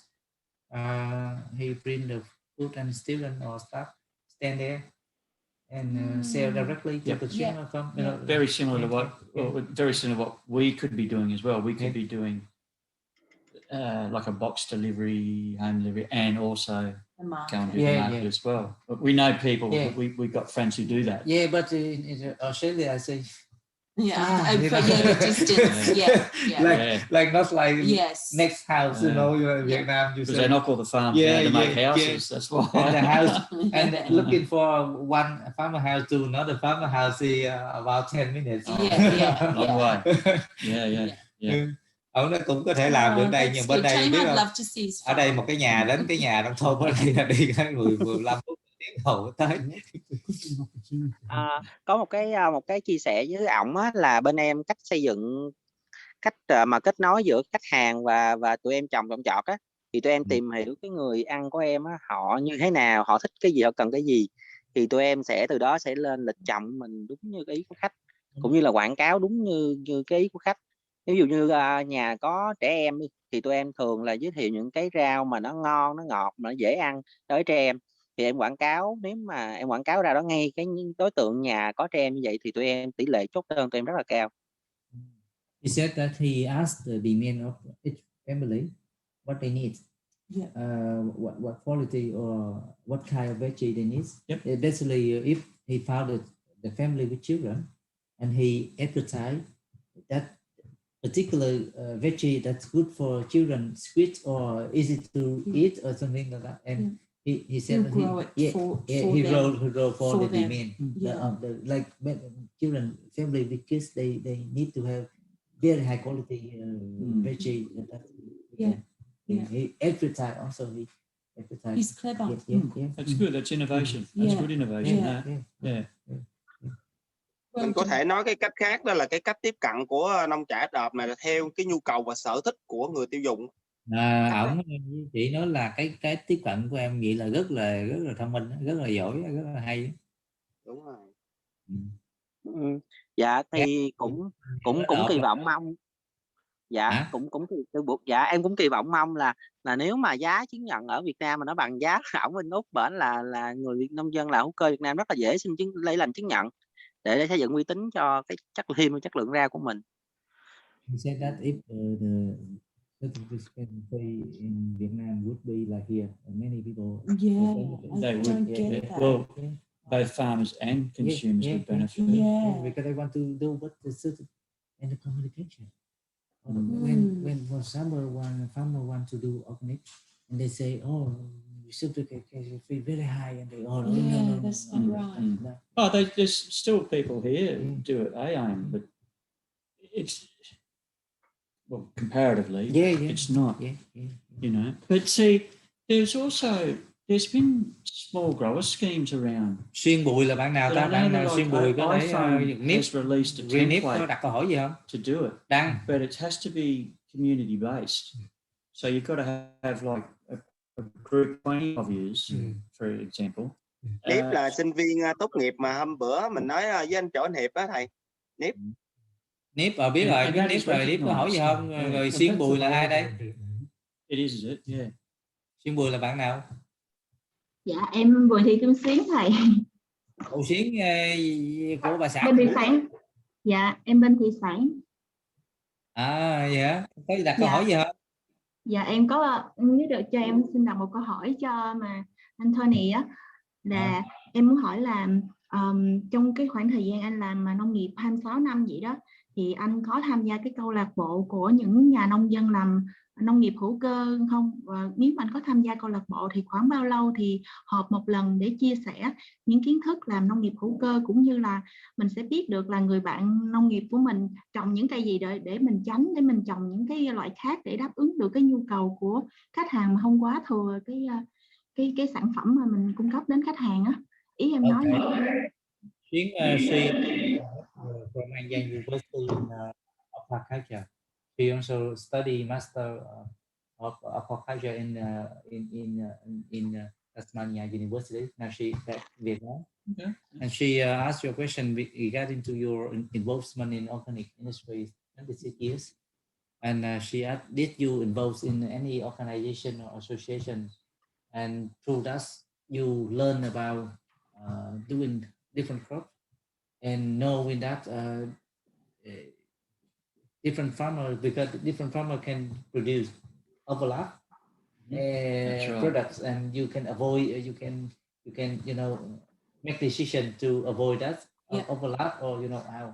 Well, we do that. We already do that. Yeah. So the other farmers who are up at the market, at the organic farmers market, for example, we were talking about the kangkong before. We can grow it, no worries. Kangkong, water bamboo. Morning glory. And then the market they sell. So I know, like, we can probably sell maybe 10 bunches. But we know that the farmer from over Tauranga, they've been growing that for a long time, and they can sell 50. So it's like, well, you know what? That's your line. So same as the radicchio, where nobody does that. They no compete. Try not. It's hard because try not to, because people sort of go, well, hold on, like, if I grow what they're growing, then they're going to grow what I'm growing, and no one benefits. But you can still there's only grow a little bit. Like they may grow 50, we may grow 10, but that's not our main thing. But that's you observe by on the market. Yes, and we talk. And we talk. Not involved in association or No. But there is. There are there's a few associations around. But for us at the market, we just sort of talking amongst ourselves. And we sort of know. Look, that's their line, that's their thing. We don't step on their toes. Ổng trả lời là thế này, là đối với ổng là dựa vào cái chợ đó là cái nơi để mà ổng biết được người ta trồng cái gì, người ta bán cái gì, và ổng truyền thông nói chuyện với những người đó. Ví dụ như ổng biết là có ông trồng rau muống là mấy chục năm rồi, ổng cái thị trường của ổng là trồng rau muống, thì ổng bán chợ đó, ổng bán khoảng 10-20 bó gì đó, thì ổng nói ổng phải tránh, tại vì ổng nói đó là sự sống của cái người kia, mà mình cố gắng mình tránh, mình đừng có đi vào để trồng rau muống nữa, thì nó lại là double lên, thì ta bán, thứ nhất bán không được, thứ hai cạnh tranh gì thì không hay. Thì ổng nói ổng nói chung cũng có nhiều cái hiệp hội ở đây, nhưng mà ổng nói thông tin chính của ổng để quyết định trồng cái gì á là ổng thông qua cái chợ đó. Cái chợ ví dụ muốn trồng cái gì là cái chợ là cái cơ bản để biết, ổng biết là ổng ra quyết định. Thank you very much for your information. Cảm ơn thầy. Okay, thank you. Thank you. Thầy cho em hỏi một câu á thầy, là em hồi nãy ông nói ông có vườn, ông có cái ao á, thì không biết là ngoài cái việc mà ông trồng rau ra thì cắt phế phẩm từ rau đó, hay là ông có sử dụng nó để làm ra các nguồn lợi khác cho cái farm ông ngoài trừ rau không thầy? He said, he asked you, because I mentioned you had the phone, or dams, and you have the waste from veggie, and what you make beside that, by products or feeding fish, or like any. The waste we do, like I actually do my own compost. And that it's just a static pile though. So we do use that. We have had worms. We've had worm farms and things like that. Okay. Worm farm for the liquid. Okay. For the liquid. And some bait for fishing. Ổng nói cái rau dư thì rau đồ thì ổng trồng, ổng ủ compost, và đồng thời ổng nuôi dung thôi, ổng có nuôi dung để lấy nước dung chút để fertilizer chút, worm chút. Dùng cái nước dung, dịch dung để xịt làm phân lại, đồng thời làm mồi cho cá này. Còn cái hồ thì nói chung ở bên đây thì việc nuôi cá, như ở đây có Xuyến biết là dân thủy sản ở đây, nên ở bên đây ta không có ăn con cá đồng, là ta ăn cá biển, cái đầu nuôi là nuôi dưới biển không chứ ít có nuôi trong đồng lắm. Cho nên trong đìa, trong mương thì cá chép rồi nó là dịch, còn những con cá nuôi khác thì người ta thả vài con chơi thôi, chứ thật ra là ở đây người ta không có cái kiểu nuôi cá hay tận dụng cái ao nuôi cá như mình, mà đồng thời nước nó có lúc cũng không có, lúc nước nó khô gan nên là cái lượng nước cũng là cái vấn đề ở đây, gọi là nuôi cá đồng nó hiếm lắm. Nên cái ao để trống vậy thôi, để tưới cho cây cối thôi. Because in Vietnam when they see the pond they think about fish, because we at our culture fish, freshwater fish we raise in, but I said in Australia very rare to eat freshwater fish in the pond or like they eat sea fish mostly or very hard to farm fish in inland because of water, nothing. Yep. Carp is the Well, I think carp's not too bad. Depends what system you get it out of. I stocked our dam with fish. Yeah. I did actually. Có câu hỏi gì nữa không bạn Ronnie Nip? Đăng, Phương, Nip is a coming student and now he writes. Ơi em mới vô nghe chương trình đó, cho nên em cũng chưa có câu hỏi gì để mà đặt cho buổi thảo luận, chỉ nghe thôi thầy. Dạ. Okay. He just listen because he just joined late. He cannot ask question. But Phương có câu hỏi gì không? Dạ có thầy. Okay. Dạ trước tiên thầy cho em gửi lời cảm ơn cái phần chia sẻ thật thú vị của ông Tony. Rồi em có một cái câu hỏi là trong cái quá trình mà canh tác hữu cơ của ổng có gặp khó khăn gì không? Và cái khó khăn đó là khó khăn gì? Rồi cách vượt qua cái khó khăn của ổng là như thế nào? Dạ em xin hết. We also our college from Manure University. We in our team. And she asked, she very appreciate your sharing and today. And the question is, she asked, did you have any challenge and how to overcome the challenge? Yeah, your life. Plenty of challenges. Organically. Plenty challenges. Yeah. Rất nhiều Usually challenge. the weather really. Yeah. For us, our biggest challenge is the weather. Đối với ổng thì cái khó khăn lớn nhất đó là thời tiết. Lúc lạnh, lúc nóng. To an extent. But that's something just with experience. Tuy nhiên đó là những cái kinh nghiệm để ổng thử thách và ổng cũng phải trải qua cái kinh nghiệm đó. Yeah, okay. Yeah, and it's a difficult time too. Like, as you see, nothing down there, so not much income, but a lot of expenditure at the moment. Like lots of compost being bought, lots of seedlings. It just happens to be a time where a lot of bills come in for the house and that. But if you don't spend that money, there's going to be nothing later on anyhow. So that's just farming though, isn't it? Ông nói cũng cái khó khăn như hiện tại là thấy đâu có vụ mùa gì bán ngoài đó đâu, nhưng mà ông cũng phải chi tiền rất nhiều. Thứ nhất để điện nước, rồi chi tiền cho mua cái compost, rồi chi tiền chung trong nhà cửa dân dân, thì cho nên đó cũng những thử thách của người nông dân là phải làm để sống. My question in terms of very personally, that's your income? Because no other income source? No. Or just that's it. Yeah. If we don't go down and do it, we don't earn nothing. That's pretty much it, mate. But when we first started, we both worked for about 6 years till it was earning enough money to stop. Okay. Yeah. But as we said, we never intensely in first year. But we never, like we said before, we never bought the place to farm. It's just progressively. That's just sort of the way it's become. Okay. And it's a good lifestyle. Okay. Ông nói ảnh với chị nói là đầu tiên ta mua đất ở đây không nghĩ là làm farm để sống đâu, nhưng mà khi xuống đây rồi đã quyết định làm farm thì đó 6 năm đầu thì cũng làm rất là gọi là cực lực để tích lũy sao mà đủ gọi là tiền bạc cái thứ tương đối rồi đó. Bây giờ mới gọi là relax.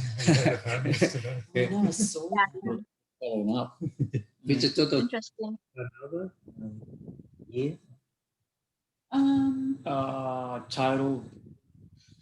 80. And after between 50 and 80. Yeah, varies. Varies. That's the total turnover. Yeah. After you pay cost everything, you about About 50. 50. Yeah. Good. Something like that. And you have everything, no pay for food or everything, ragi or. Well, we don't have more. Like we own the place. Yeah. Okay. Yeah. No We- more rich, nothing like. Okay, No. good. But you know, we only live in a shed. Yeah. You know, Don't but forget. I don't own a phone. Yeah. So there's one expense we don't have. Yeah. We don't have a credit card. Yeah. So everything, if we want it, you've got to pay for it. Yeah. That's a and- good point.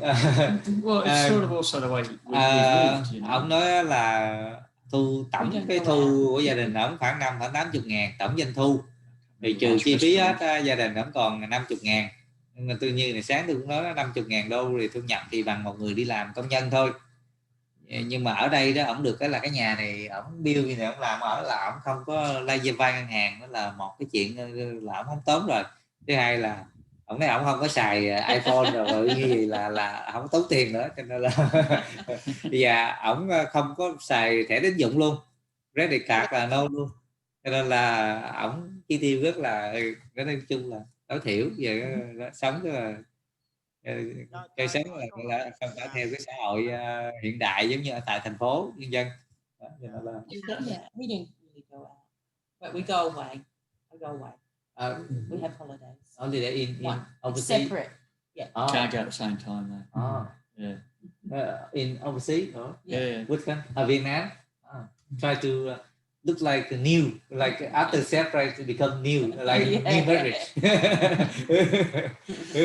I tried several times in my life because when I'm a scientist, I travel months from Vietnam, 2 months. Yeah, well, see, we can't both leave the farm at the same time because it just doesn't stop for the 2 weeks you're away. It stops for the couple of months that you didn't do anything there. You know. Ông nói anh chị nói là anh chị thì không có đi ra ngoài thường ở trong nước Úc, nhưng mà lâu lâu thì phải đi du lịch, đi nước xa, như chị cũng đi Việt Nam rồi, nhưng tách rời ra, hai chồng cũng tách rời ra vậy đó. Cái cách gia đình này là đi tách rời ra, đi Việt Nam rồi đi xa, mỗi người đi thì người ở lại nhà làm happy, không có đi chung một lần. Thầy cho em câu hỏi cái này không thầy? Các bạn còn câu hỏi gì nữa không? Mình hết. Alo, cho em một câu hỏi này nha. One more question. Câu hỏi là trước khi mà hai vợ chồng ổng di chuyển tới cái khu vực đó thì hai chồng ổng làm cái nghề gì, và đến thời điểm này đối với họ có yêu thích cái nghề làm farm hay không? Chắc có yêu rồi mới làm rồi đó, nhưng mà trước đó, before you end up here, what did you do with your career, you know, like and now you will continue for the rest of the life? I'm actually a coach builder by trade. Buses, trucks. Driver or no, builder. Yeah. Engineer. Yeah. Oh no, not engineer. But no. Yeah, Not that clever. Yeah. But did lots of different work. You know, like even when we're doing all this, we were still working and farming. Yeah. You know, and I can't see us really doing anything different to this.